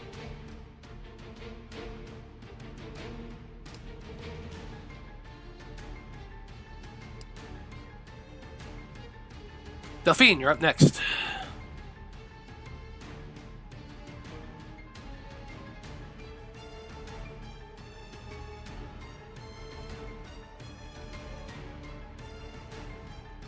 It would help if I hit the right button. You know what? Let's just do a magic missile. How many are they again? I have 3 at level 1. Mm-hmm. And then every level above And that plus 1. Okay, so we're gonna do a level 2. Okay, 2, 4 bolts. 3, 4.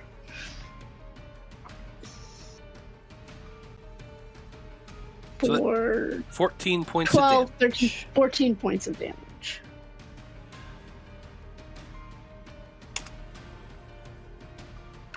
Well, you slam these magic missiles into this creature. You're like right in front of it, so it's almost like point blank range, pounding through its chest, hitting it with this force damage. It's definitely hurt. Still up. I don't have any bonus actions except for to run away, and I'm not running away. Well, Danika, you're up next. Danika's gonna put out the last 2 pillars. Okay. You're going to have to move up close and use your action and bonus action to do this, but you can definitely spend that time like putting out the fire. At this point, Danika's just like covered in ash, and she's like sweating. Yeah. 14. And she just looks up at the roof like, okay, I got you.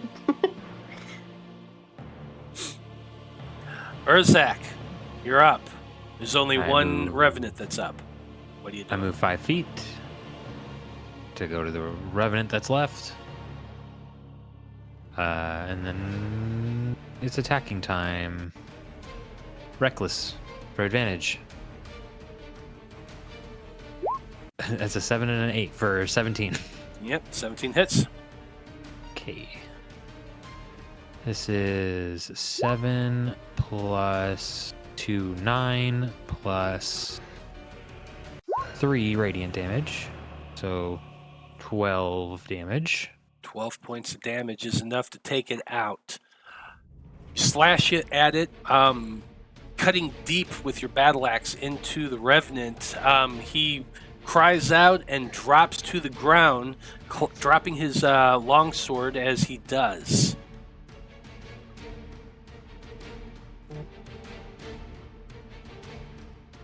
It takes a second. You all just kind of stand there staring at it, waiting for something to happen.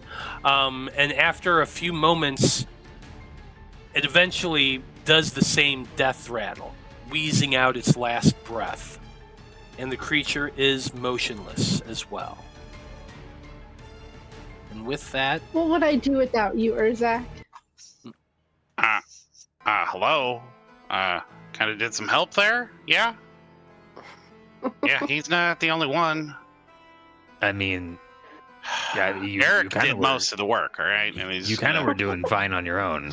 He's just to be gonna kind of put a honest. little. He's gonna put a fist up, and just Eric's gonna come over and just with his spectral beak fist bump Cog essentially, and then disappear. Sounds about You did right. great too, Cog. Yeah, I know. You don't have to. Thank you for the healing. I appreciate it. No problem. That's what I'm here for. Man, I haven't been stabbed like that in a while. God damn it, the jokes write themselves, but Cog doesn't know yet. Hey, Urzak, roll me a Constitution saving throw to see if you blush at that comment. Okay. 12. You interpret it yourself. Does Cog notice? Maybe a flitter of something. He's like, I'll have to ask about that later. Knowing that Cog is he's a life cleric, and then he was also a Conclave researcher for many years. Would he know kind of some information about Revenants? And I've got your Conclave like sage or researcher background. Roll me. You can either roll an Arcana or a Religion check. I got religion, so we'll go ahead and do that. It's a 16. You've heard of undead that are more intelligent than others. There's a few different types, but based on your 16 and the knowledge you have from studying in the Conclave for many years, you guess the fact that these could very well be revenants. Revenants are goddamn. Revenants are an undead spirit that that live on well past when their flesh does. You know that while the corpses are inanimate and not going to rise up again, the spirit tends to linger and goes off to find a new body. I have a feeling we might meet these three again. Not in these bodies. These might be destroyed, or we should destroy them. But they can pretty much find any dead corpse and take it over. Oh. Yeah, they're pretty nasty. Pretty powerful magic is the only way you can truly get rid of them, and none of us can do that. Right. Uh-oh. Well, retroactively, while they're all talking and flirting, Danika is on her broom trying to put out the ceiling. Oh, yeah, absolutely. You all just kind of look up and you see Danika on the broom holding a wad of wet cloth, just pressing it against the ceiling, trying to put out these flames.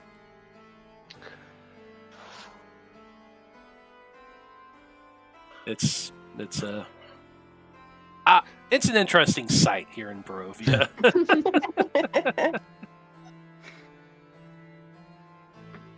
Well, eventually, Danika is going to be able to put it out. Like, a fireball does catch things on fire, and it's old wood, but let's be honest, it takes more than a minute for it to really spread hardcore. So, while you're covered in ash and soot, and you're sweating and damp from all the water and the cloth, you are able to put out the fire you started. Danika wipes her brow and she's like, "Woo-wee! That was a little powerful there, huh?" Did we learn anything from this? Try it again with the spiders. Not the takeaway I was hoping for, but not incorrect.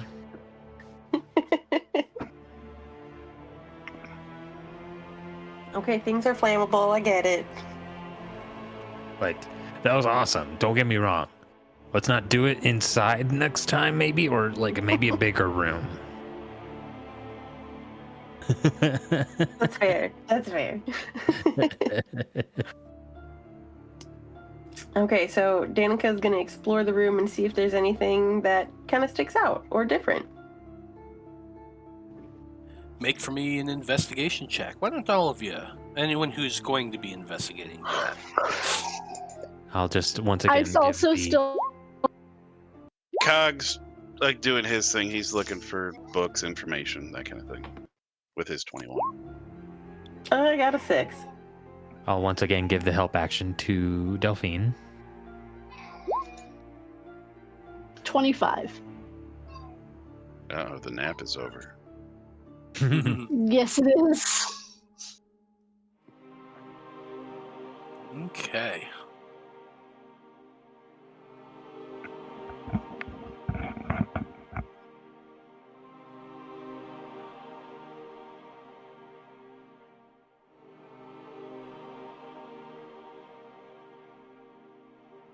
Okay.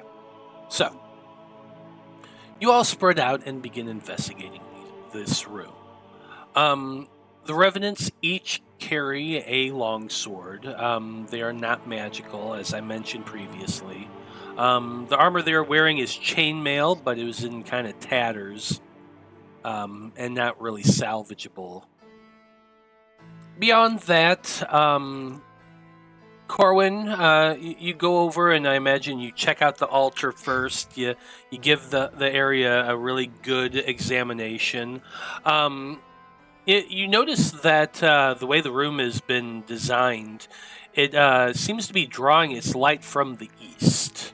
There's a window positioned directly in the center of this room, aimed toward the east. It's a stained glass thing, leaded glass that has been stained, and it depicts a gigantic silver dragon. Its wings kind of spread and it flying over a building that you guess is probably Argynvostholt in its prime. You examine the altar itself and everything around it, and based on the orientation of the room, some of the depictions on the altar itself, there's no real writing. There's just a carving of like a sun and a sunbeam coming down. Judging based on that, you can conclude that this is a chapel designed to worship the Morning Lord. Sweet. With your 21, you also notice, like you glance upward, and you can see that there is a hollow interior of a tower directly above you. Is it still there? Yeah, or it's did still we there. notice from The outside? ceiling Okay. is complete. It's not broken back here, Okay. and the tower just extends upward quite a long ways. And we saw some stairs, right? It looks like. There's some There's, like, stairs to staircases either there. side. Yeah. There's a spiral staircase on either end of Were this they- room. Yes. Were those wooden or were those like stone steps? These are stone. The Okay. balcony above this area Is is wood, made out yeah. of wood. Yeah, but the spiral staircase is made out of stone. I will also note that there is a another door right over here with a long wooden beam locking it closed. Okay. Other than that, nothing really stands out. Like the candelabras on either side of the altar are made out of iron. The candles are long since gone. There is a small silver chalice on the altar, or like you find it behind the altar, like in the dirt and stuff that's been like smashed in. And so the cup Aw. is like smushed. That's really about it. Cool. I think he would take that and he would ask Delphine to fix it later. Just so he. I mean, it's not expensive. It's not something like, but it's one of those little things that somebody like him would definitely kind of. They'd see that in a place like this, and they'd be like, "This is great. This is history," and he wants to like kind of clean it up and fix it up. So he'll ask her to fix it later, but with her mending. But he would point out to the group, "Hey, I think maybe we could go up. There's a tower directly above this. Looks like it's intact."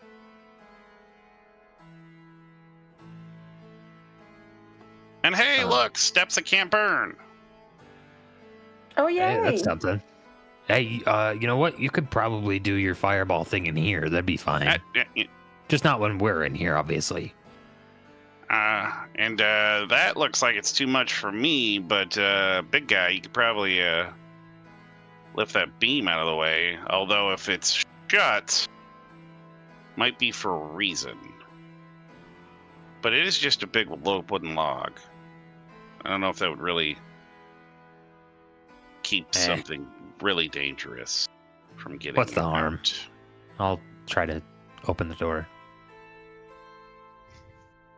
It's actually not difficult to lift up the wooden beam. It's a little kind of stuck in there from age, but it's easy to lift it up. When you open the door, you can see that there is a stone staircase leading downward, and beyond it, there is an open, it's a graveyard, actually. You can see that there are tarnished, silver-plated gargoyles shaped like dragon wormlings clinging to the stone-tiled roof of this mausoleum, which is directly to the northeast of this area that's very clearly a graveyard. It's a cemetery. There are more than 24 stone what's the word I'm looking for? Tombstones. Just inputted into the ground. The area is quite overgrown. There's grass all over the area. You can see that there are right in front of the tombstones. There are small lumps, which you guess to be graves. There is a dirt pathway leading from the stairs across to that mausoleum, and there are, let's see. There is an 8-foot tall, 4-foot wide white marble door that's set into the southwest wall. And there's an engraving above the door. Urzak, you walk over and look at it, and you can see that there is a name engraved engraved above the door. It says the word Argynvostholt. Oh. Maybe this place was named after someone. I guess it's Argynvostholt, right? Is the name of the... Mm-hmm. If you say... So maybe it's because I guess a hold could be like a structure, or a castle, Argynvostholt. So maybe that was the dragon's name. Was it the dragon's name? Haven't we seen his name depicted somewhere else in the castle? You saw the word Argynvostholt etched above the door to the coming to in the place. Yeah, that's about it. I'm not one to desecrate a holy site, so let's be on our best behavior if we open this door. I mean, I agree. Before we open the door, Danika's gonna look around the graveyard and just examine the different plots to see if, any of them are empty. There's one with your name on it. Oh my god. Just looking around, examining them, seeing what's going on. Make for me an investigation check. I'm real bad at that. Then you realize the call is coming from inside the house. Okay, with your 16, you walk over and examine the tombstones, and there are a variety of names written on them. The names are things like Sir Percival Betweather and things like that. Most of them, the gravestones, have the names of knights. As you're examining them, you notice towards the back, away to the far side of the cemetery, far away from where your friends are, there is one grave that, well, it's much fresher than the rest. The grass in front of it is shortly clipped. The tombstone is not nearly as weathered as the rest. It almost looks fresh to you. And as you step forward and examine it, you see that the name on it is Danika Anniki.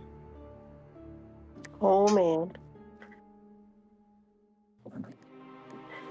Danika blinks. I was joking, okay?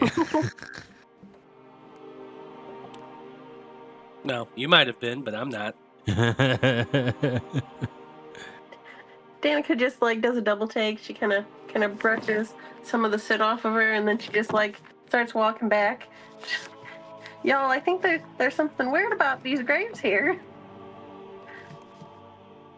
I was like, that one over there had my name on it. Oh.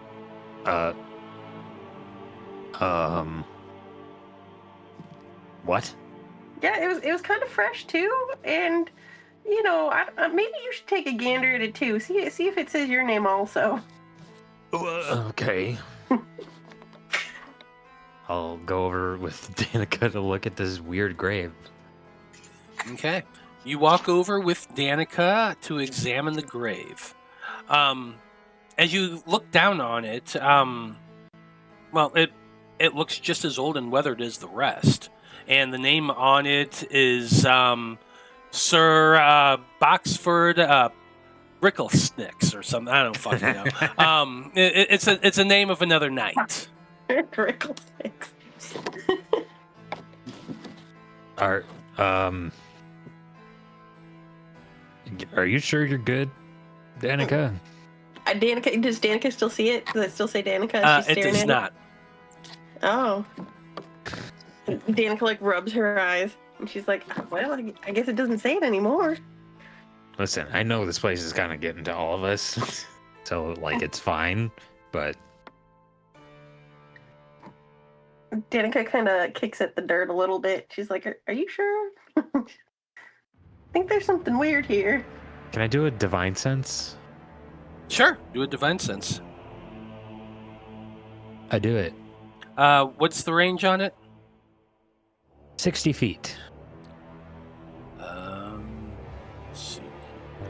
Can I do like a circle? The whole thing. Quite a bit, that's for sure. And you can sense undead somewhere above you.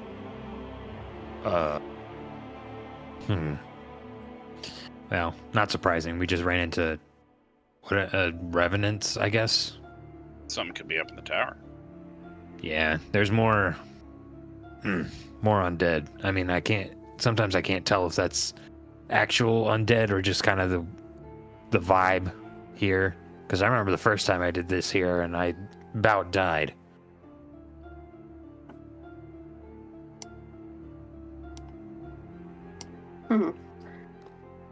Danika slowly walks away from the grave, just kind of doing like a double take.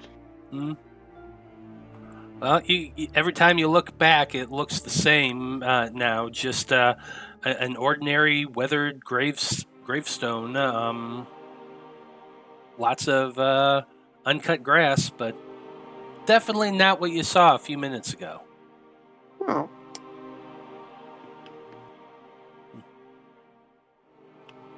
Danika turns to Delphine and whispers, "Should we dig it up?"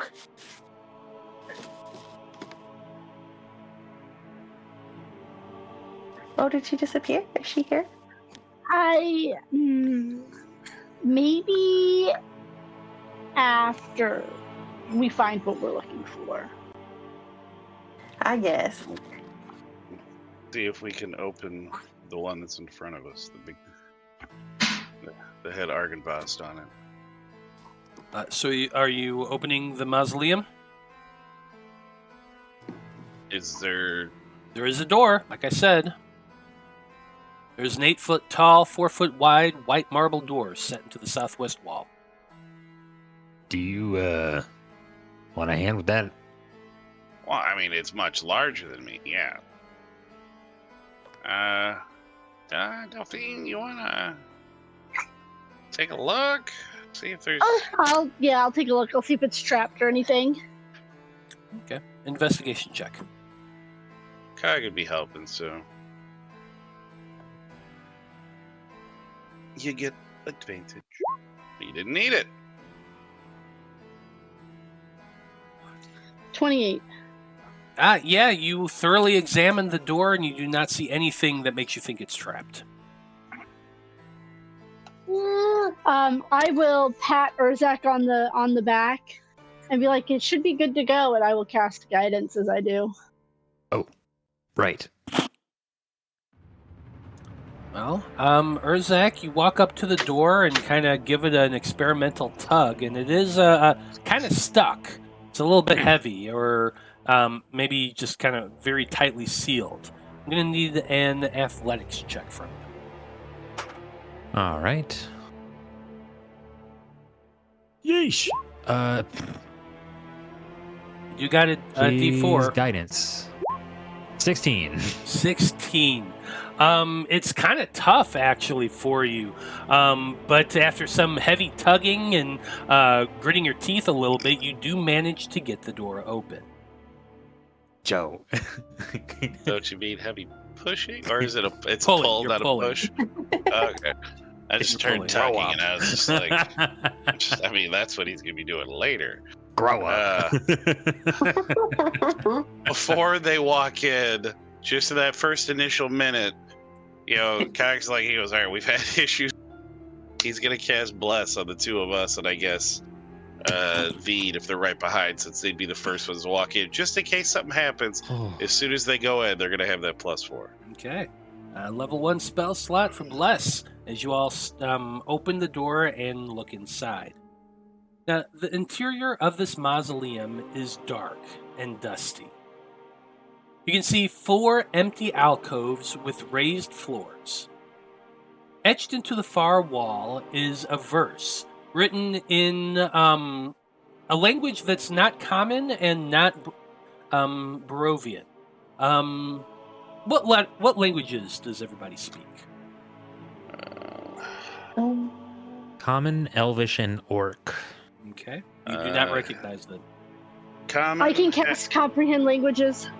Common, Halfling, Draconic, Dwarven, and Elvish.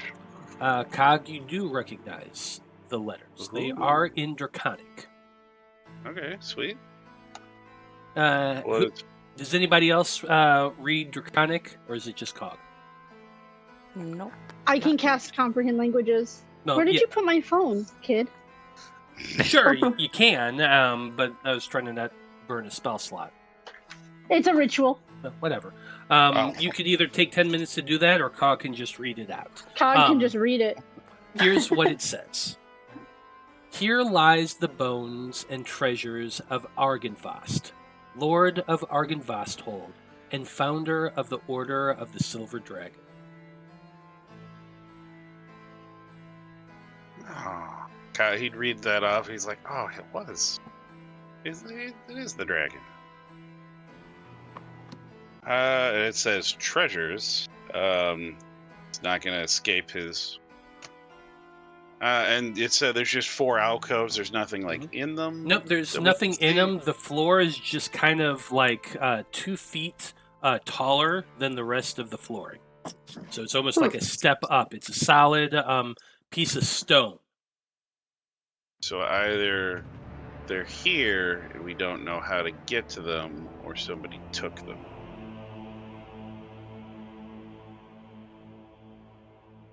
I guess he would start looking around to see if there's a mechanism or a latch or something like that.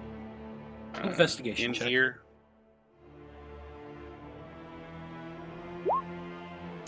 Yeah, even with guidance, he could only get that up to an 11. There are no levers or dials or anything like that. It's actually a very plain room. Right. And you just said, it just says, here lies his bones and his treasures. What else did it say? Here, I'll just put it in chat for you. Okay. Wonder if it's a riddle or something we have to do. Okay, no, it's just straightforward. Bones. Oh, but we don't see any bones either. So either somebody took everything, or they're here and we just don't see them.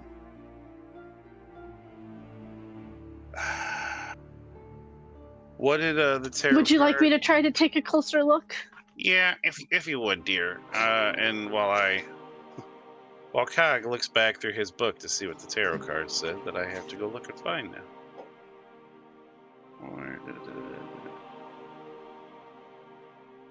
That's investigation, right? Yes, investigation check. 24. You do a thorough search.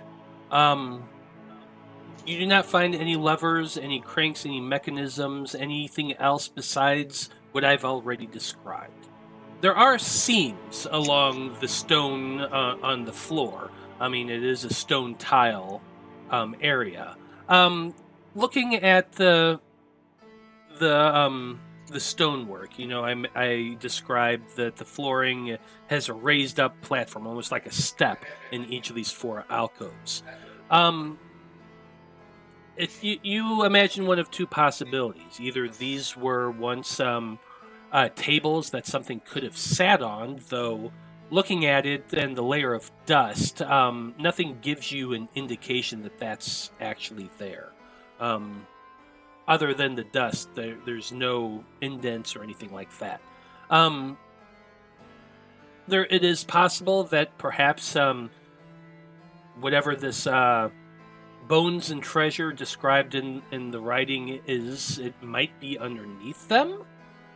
But like you don't see any areas that like there's a seam. You know how like stone tile is next to each other and there's like a little gap between them. You can see that, but there's nothing that indicates like there's an area that somebody levered or anything like that. There are no chips in the stone that could like suggest a pry or a pry bar being used or anything like that. It's just sealed. So you're not quite sure. I mean, you did a pretty good job. There are no hidden levers or doors in the floor. So if the bones were taken or are being hidden, it's not anywhere in here or attached immediately to here. All right.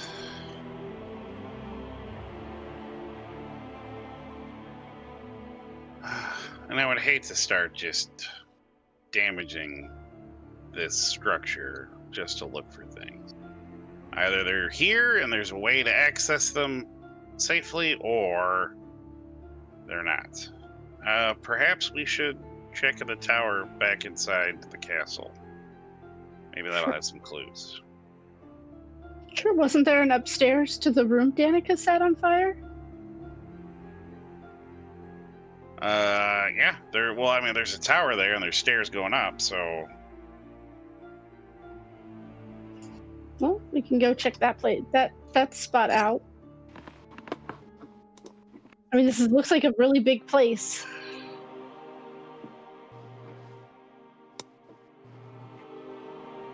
Yeah. Oh, Danika wandered back into the graveyard while everybody was looking. Danika. Okay. You rascal. You see Danika standing over there near one of the tombstones. This is my hole. It was made for me. Mhm. What if we just dig a little bit? It's the baby bit. dig a hole. Yeah, just a small hole. But none of us are dwarves. Ha ha ha. Boo. Nobody dig a hole. Ha ha. All right. Well, hey, it's a great song. It is. Okay, so we're going upstairs? Yeah, it's kind of be like, I don't know about Yeah, digging let's. up graves, sweetheart. Yeah, I'm not here to be a grave robber. It's bad enough that we're doing what we're doing. You know, I mean, once you go down that road, it's kind of hard to get back. Even if we're doing it in a tasteful way, which, I mean, is there one? Yeah, I guess, let's just check upstairs first. We'll make that our last option. And I guess we could look upstairs, and then we can check, I guess, this side of the castle, and then we still have the spider room.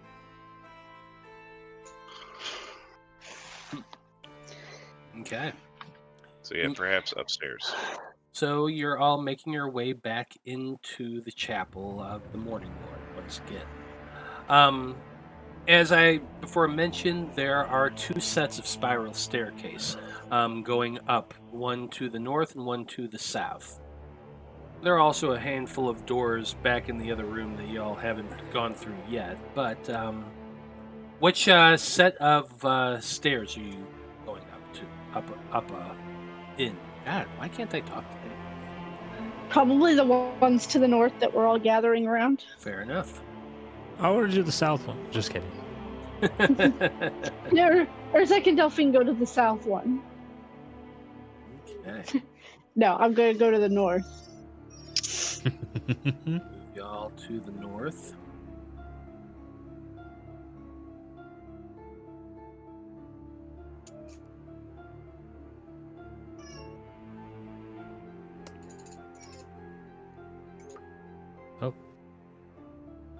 We're further up to the Oh, north there we up are. here now. It was dark up here. Damn.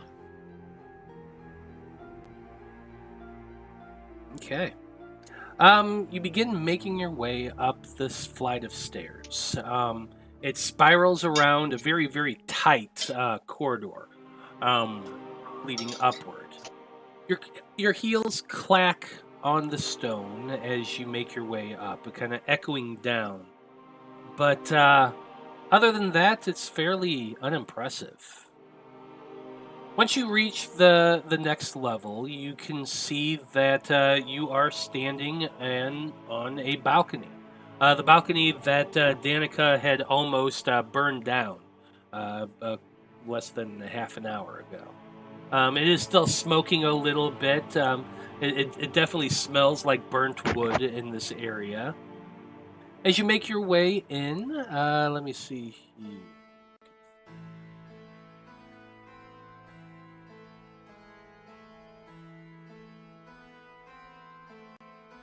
Yeah, basically you just climb 20 feet up.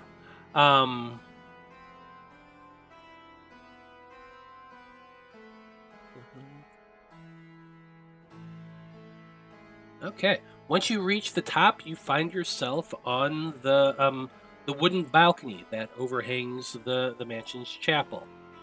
You can see that there is an exquisitely carved wooden throne resting at the west end between two doors, and a narrow archway leading to a spiral staircase going up and down, which is the one that you're currently standing on. So it does continue up. Hanging from the high ceiling is an iron chandelier with candle holders shaped like tiny silver dragons. Cool. And when you go over to the railing, you can see the chapel below, still kind of smoking a little bit. I guess we check out the throne. You can make an investigation check. Woohoo! It's 24. Examining the throne, it's old. It's very elaborately carved. It is the backing is in the shape of a dragon, a silver dragon. Well, you assume it was silver. It's made out of wood, but it's carved in the same shape as the dragon that you've seen all over this place. Wings on the sides, kind of going down, claws as the arm rests. You do notice that the eyes are gemstones. They are very light blue sapphires.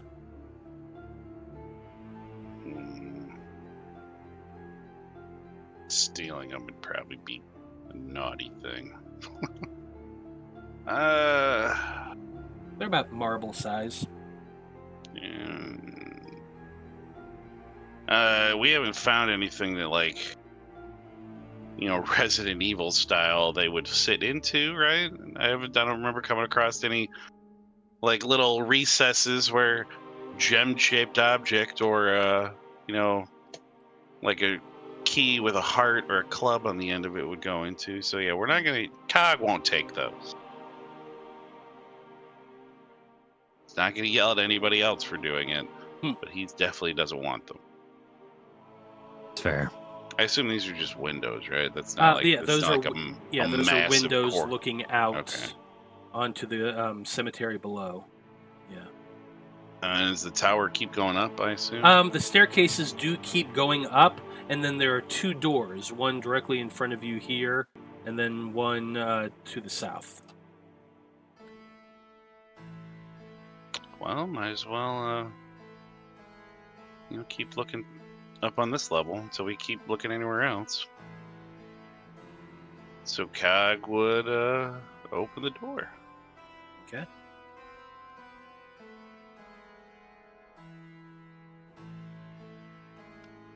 The door is not locked. You reach out and turn the handle, and it opens quite easily.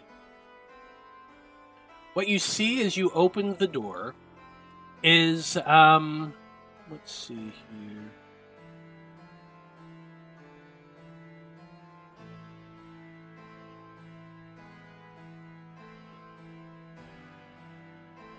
Yeah, you see,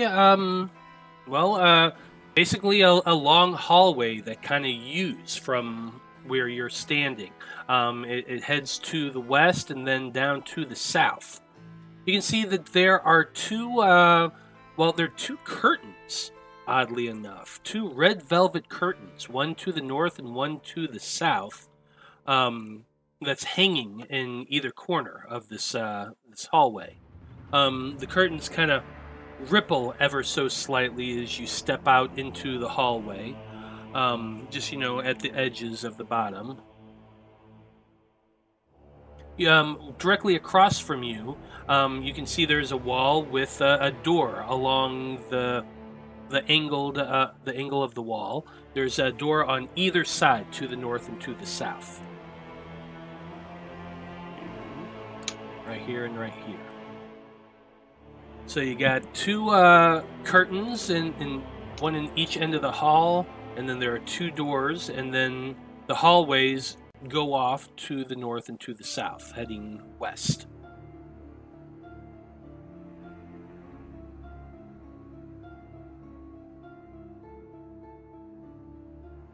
Well, I guess we can check the curtains because they're a billowing.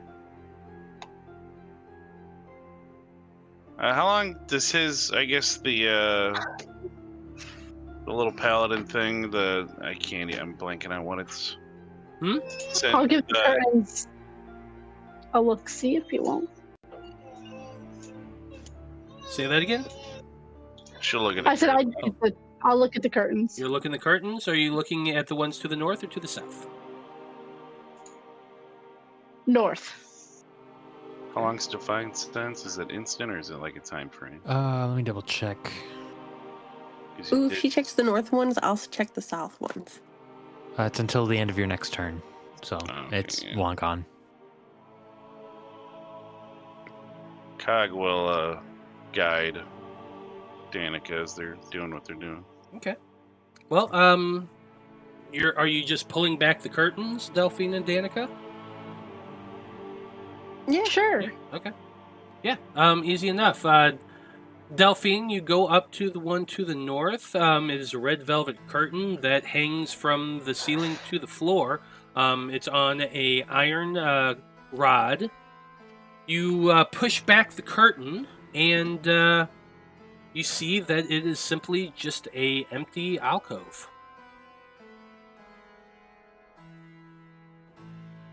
There's nothing in there. There's nothing in this one. Maybe just a draft? Danika, you walk down to the one to the south and you push back the curtain as well. This one, let's see.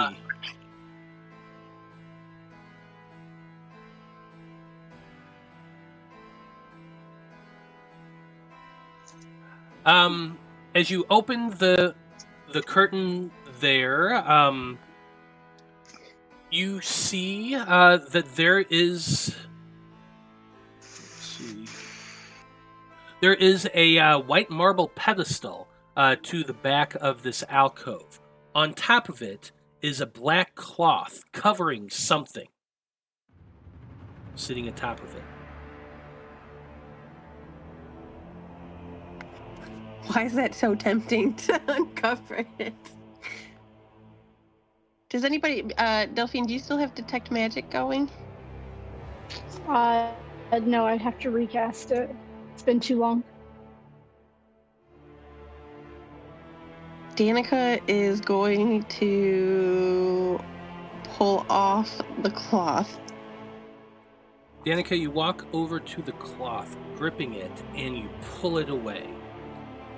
What you see is the severed head of Irina. It is sitting there, cut off at the neck, just lying there. Its eyes are rolled upward. Its mouth is just hanging ajar. Her tongue is swollen inside her open mouth. Her hair is bloodstained and matted against her skull. It is Danika lets out like a small scream.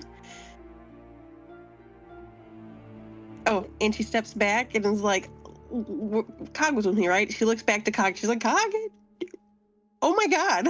He'd come over and look, and You as see the soon same as he sees this, he's busting out the portable hole, and he's gonna check for himself to see if his body is missing a head. Do you have enough room in here to do that? I mean, yeah, we you're could gonna go have to back put in the it. other room. You're gonna have to actually put it on the wall to do this. Oh, but pull a veil. yeah, you would be able to stick it on the wall and attach it there, and then you'd have to step inside to look, and you do find Irina's corpse in there, all wrapped up in her shroud. Okay. And the because I remember you wrapped it up in a burial shroud, and so you can't see any of her features. It's just the wrapping, but you do see the wrapping of a head attached to it. I mean, he would still kind of respectively quick say prayer, and then kind of peel it off just to open it up, just to make sure. And if her head is intact, he would then very carefully redo the wrappings and secure it. Just kind of lean down and just kind of give where the forehead would be, just kind of give it a little kiss and apologize for disrupting her. And then he'd be like, all right, you saw a grave with your own name on it. Now we're seeing a head that's not hers. There's something going on here. Because your name wasn't on it when you looked again. So everything is not what it seems. Illusion magic, maybe? I don't know. I mean, can we touch the head? Does it have like mass? Is it actually real? Are you trying to touch it? You know what? Yeah, Danica's gonna close her eyes and she's gonna go and touch it. She's gonna close her eyes and kind of like feel it. You reach your hand out and touch the head, and it is cold to the touch. And she's like, it's really cold. Does it feel like a head? It doesn't actually. It feels very, very smooth, like ridiculously smooth underneath your fingers. Your fingers don't pass through it. It's like touching the forehead, and like you're touching there, but it's cold and smooth, and like you run your fingers back and forth, and it's like super smooth. Danica's like, well, it's got a nice texture. It's real smooth and cold. We're not in a wintry environment, so even if her head had been severed, it wouldn't be cold. You're on top of a mountain, dude. Well, I mean, yeah, but we're also inside. I mean, is anything else definitely cold in here? Oh yeah, it's definitely cold. Okay. Yeah, but you said it's like smooth? Mm-hmm. And kind of hard feeling. So maybe it's... Can I tell any distinct shapes or anything? If you're investigating, it definitely feels like in the shape of a head. You can feel where the eyes should be. It's hard there. You can feel a nose. It's there. You can feel lips. You feel something that it's kind of a big bump. So it kind of feels like a bust, Yeah, it's almost like you're feeling a marble bust, but it looks fleshy. It looks real, but when you're touching it, it just feels cold. Oh. Cold and hard. Well, it feels like a bust, a stone bust or something. Yeah, like I said, I don't think this is real. I mean, I could burn a level 3 spell for Speak with Dead, but I mean, do we want him to do that? I mean, he can. I mean, we can take 10 minutes and I can recast Detect Magic and see if there's any illusion magic around. Yeah, I suppose go ahead and start doing that as we're checking other things out. We won't just sit here and twiddle our thumbs for 10 minutes. I mean, Cog would, I guess, kind of start walking around a little bit. You said it's in a U shape, so he'd at least kind of look down the hallways and see what's going on. Okay. If you look down the hallway while Delphine is ritually casting Detect Magic, you would see that the hall extends a fair way. It tees off to the left, about halfway down the hall, and then towards the very back, your light can show that there is another staircase spiraling upward. To the left, there's a staircase leading downward. You're kind of guessing those are the stairs leading down to the foyer. You can also see a doorway halfway between where the hall tees off or L's off. No, I guess that is a tee off. And the staircase, there's a doorway down there. This place has a lot of shit going on. There's a lot of rooms. Yeah. I mean, it is a big mansion, a 4-story tall mansion. And then you said there's doors here and here? Okay. I guess while Delphine's doing that, Cog would start checking the doors directly across from the two curtains. Okay. Opening the door to the south.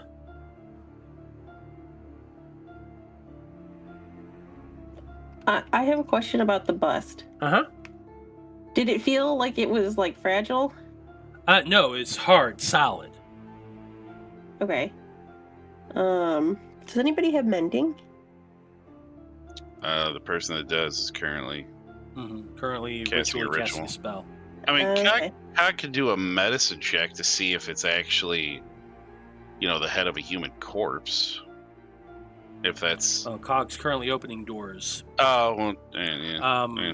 And you open the door to a bathroom, by the way. This room contains an iron tub that has wooden paneling on the walls that rise to a height of 3 feet. Above the paneling, the walls are painted with a continuous faded mural of a mountainscape. Finally, I have been turtle poking it. Turtle heading it for Urzak, hours do you need here. to poop? So, he'd be like, no. Me first. Like, it's been weeks, guys. I mean, weeks. What? Because nobody has said up until now that they actually go use the restroom. That's not true. Urzak has at That's least very twice. not true. Yes, that is very not Urzak true. has at least twice. He pooped in Death House. That's true. The day we got here, I pooped. Yep. That's a power D&D's move. fun, isn't it? Isn't D&D fun? Then Cog would check the other door on the other side. Okay. Door on the other side. You open this door and you can see that there is rainwater seeping through the cracks in the ceiling and flows into a pool on the sagging wooden floor. The pool fills about half the room. Bare stone shelves line the wall.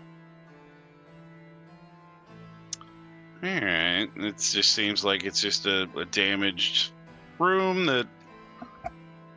I mean, there's nothing special about it, right? I mean, can we tell what the room it used to be? Or is the damage just so extensive that... Judging based on the fact that there are stone shelves lining the walls, it looks like it might have been a storage room.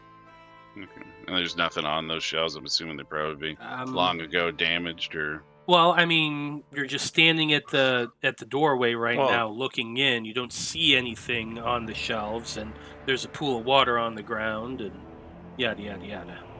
Yeah, I mean, I guess he'd step in and take a closer look around. Make there's me an nothing special. investigation check.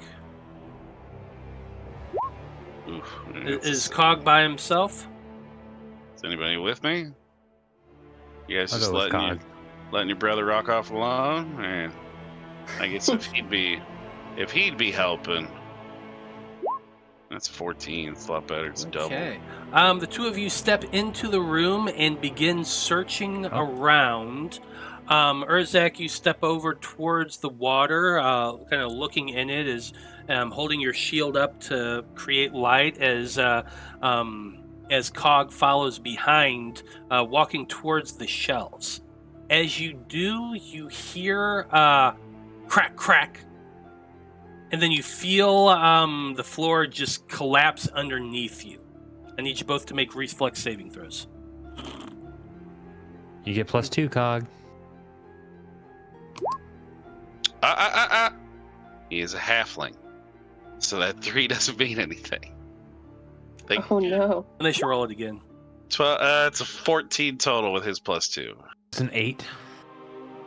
Okay. Good news is you only fall 20 feet to the room below and land on the floor directly in that. What was it? Hold on a moment. Mm-hmm. I have danger sense as a barbarian, so I get advantage on dex against effects you can see while not blinded, deafened, or incapacitated. I'll allow that. I'll roll again. That's a 19.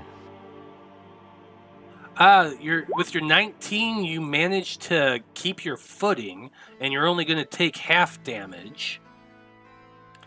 And that damage is going to be in total.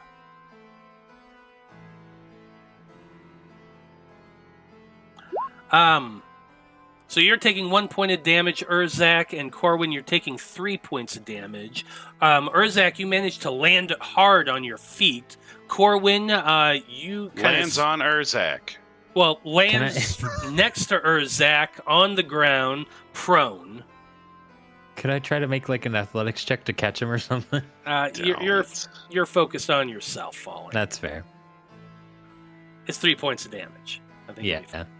I know. I just wanted. I thought it'd be funny to just be like, The ladies didn't see it. We're good. We're good. Good. Let's walk back upstairs like a couple of fucking bosses. Everyone else, you all just heard a crash coming from that other room. If you go look, Cog's got his pipe out, sitting on the floor, laying down, and just smoking with little skulls coming out. That's what it was, like little skulls come out when he. Mm-hmm. He's just like, "What's up?" He's like, "Nothing happened. We're good." As you can hear, like the bones creak, more so than it probably does every morning when he gets up. Vide, what are your thoughts looking down at Cog and Urzak on the ground below you? I'd probably look down. Oh, sorry. I'd probably look down, kind of shake my head. And, well, I guess we gotta go back down and collect them. Hey, we can walk, thank you. Gah. Guy just slowly gets up. Just a bag of popcorn just going off, just with all of his bones cracking at the same time. Just, it stretches the old back, and he's like, all right, let's go. It's like, we've made fools of ourselves long enough. Yeah, we'll catch up. Well, by the time the two of you make your way back upstairs again, Delphine, you would be able to cast your spell. You do sense magic coming from the alcove and the severed head of Irene. If you examine it closely, you would be able to determine that it is the school of illusion. Okay. Yeah, that bust has illusion magic dripping in it. Danika is going to she's just been staring at it. She doesn't think it's funny. And can she lift the bust? You can certainly try. Make me an athletics check. Oh no, I'm not good at athletics. A 12. 12. You are able. It's a bit of a struggle, but you are able to lift up the head. Danika will lift it up, and then she drops it against the floor. Lift it up as high as you can, your muscles straining, and then you just drop it at your feet. It hits the it hits the ground, and you hear a crack, and you see a chunk of stone go sliding off of it. The illusion completely disappears. In its place, you see the white marble statue, a bust, a head relief of a A handsome, middle-aged looking human with a neatly trimmed mustache and beard, whose nose is broken off and currently laying on the ground next to the marble statue, the marble pedestal it used to be on. Do we recognize this guy at all? Have we seen him in any, like, I don't know, portraits or anything? Or He does look very similar to the large, the large wall hanging you saw hanging out in the staircase in the foyer. So he was Alright. one of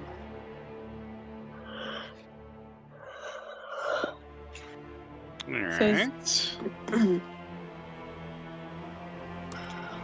Well, So maybe he's like the Lord of the Manor. Lord of the Manor. and I guess do they detect something from the other alcove any at all, or was Nope. it just okay. No, Kagan, a careful examination of that alcove would reveal that there is a window with a broken pane, and the breeze was making the curtain rustle.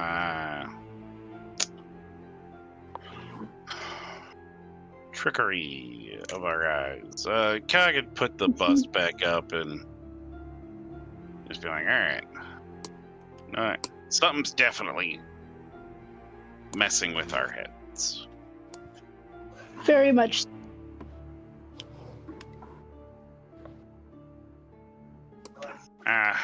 Yeah, let's stick together. No more wooden floors we're gonna step on that are covered in water.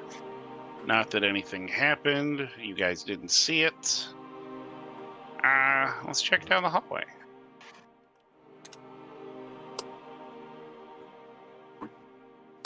Actually, I just saw it's 10:08, so I think this is probably a good place to end for this evening.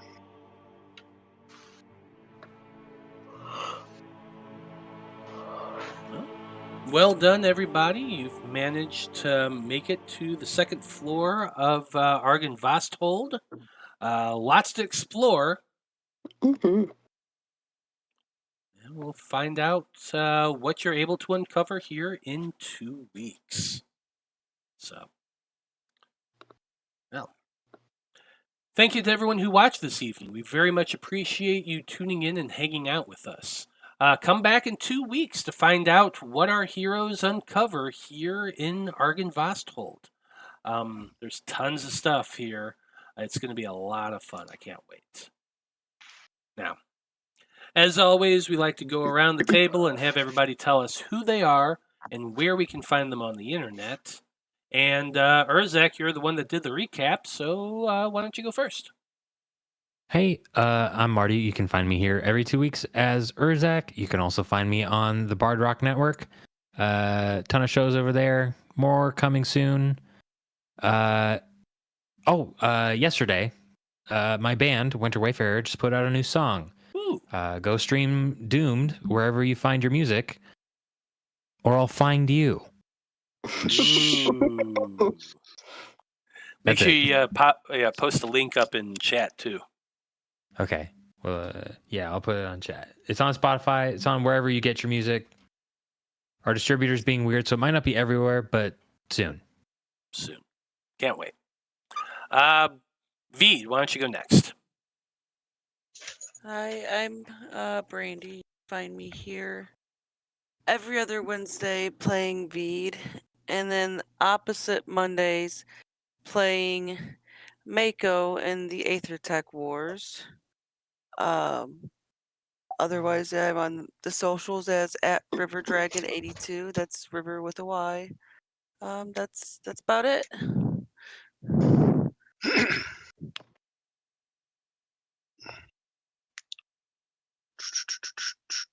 Cog, you're up next.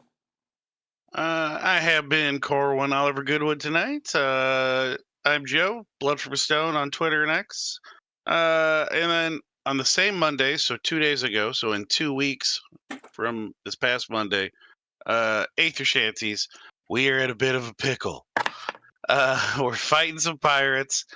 Some might say it's not going awesome, but I'm confident Not only because my character is super obnoxious and confident, but we've gotten through some crazy shit before. So I think we're gonna pull this off. I think we got some Matt's gonna throw some curveballs our way, and I'm hoping we can hit those out of the park. For those who understand a baseball reference, I know that's probably not many of you. So yeah, come Wow. in 2 weeks. Join us then. Join us again to 2 weeks on Wednesday to see if we can fall through any more floors. And we'll go from there. Heck yeah. Danika, you're up next. Hi, I'm Natalie, and you can find me here every 2 weeks playing Danika and starting fires and breaking things and just, living my best Danika life. Absolutely. Delphine, you're next.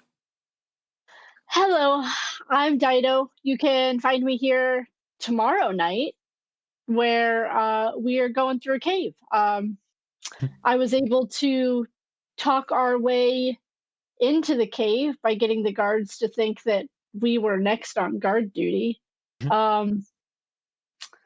But yeah, I don't think it's going to go too well, but we'll see. And then you can see me alternating Mondays where I am Aiden, chaotic thief fairy on Aethertech Wars. Did I just steal like a big ass diamond that's bigger than her head? Yes. That did happen. I guess. Anyway, I am Matthew R. Dawson, your friendly neighborhood host and game master here on the Random Rhapsody Network. I'm right here every Monday and Wednesday running crazy games for crazy people and having his camera lag all game. I don't know why. I'll try to fix that before the next game.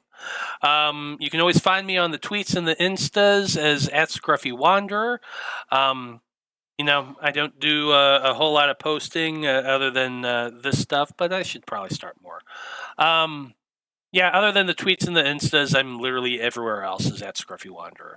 So go check us out. Other than that, on behalf of everyone here in Sonnet of Blood and everyone in the Random Rhapsody crew, I just want to say, thank you, folks. It's been a delight. So long. Good luck. And until next time, may you live, until you Until die. you die. And good night, everybody.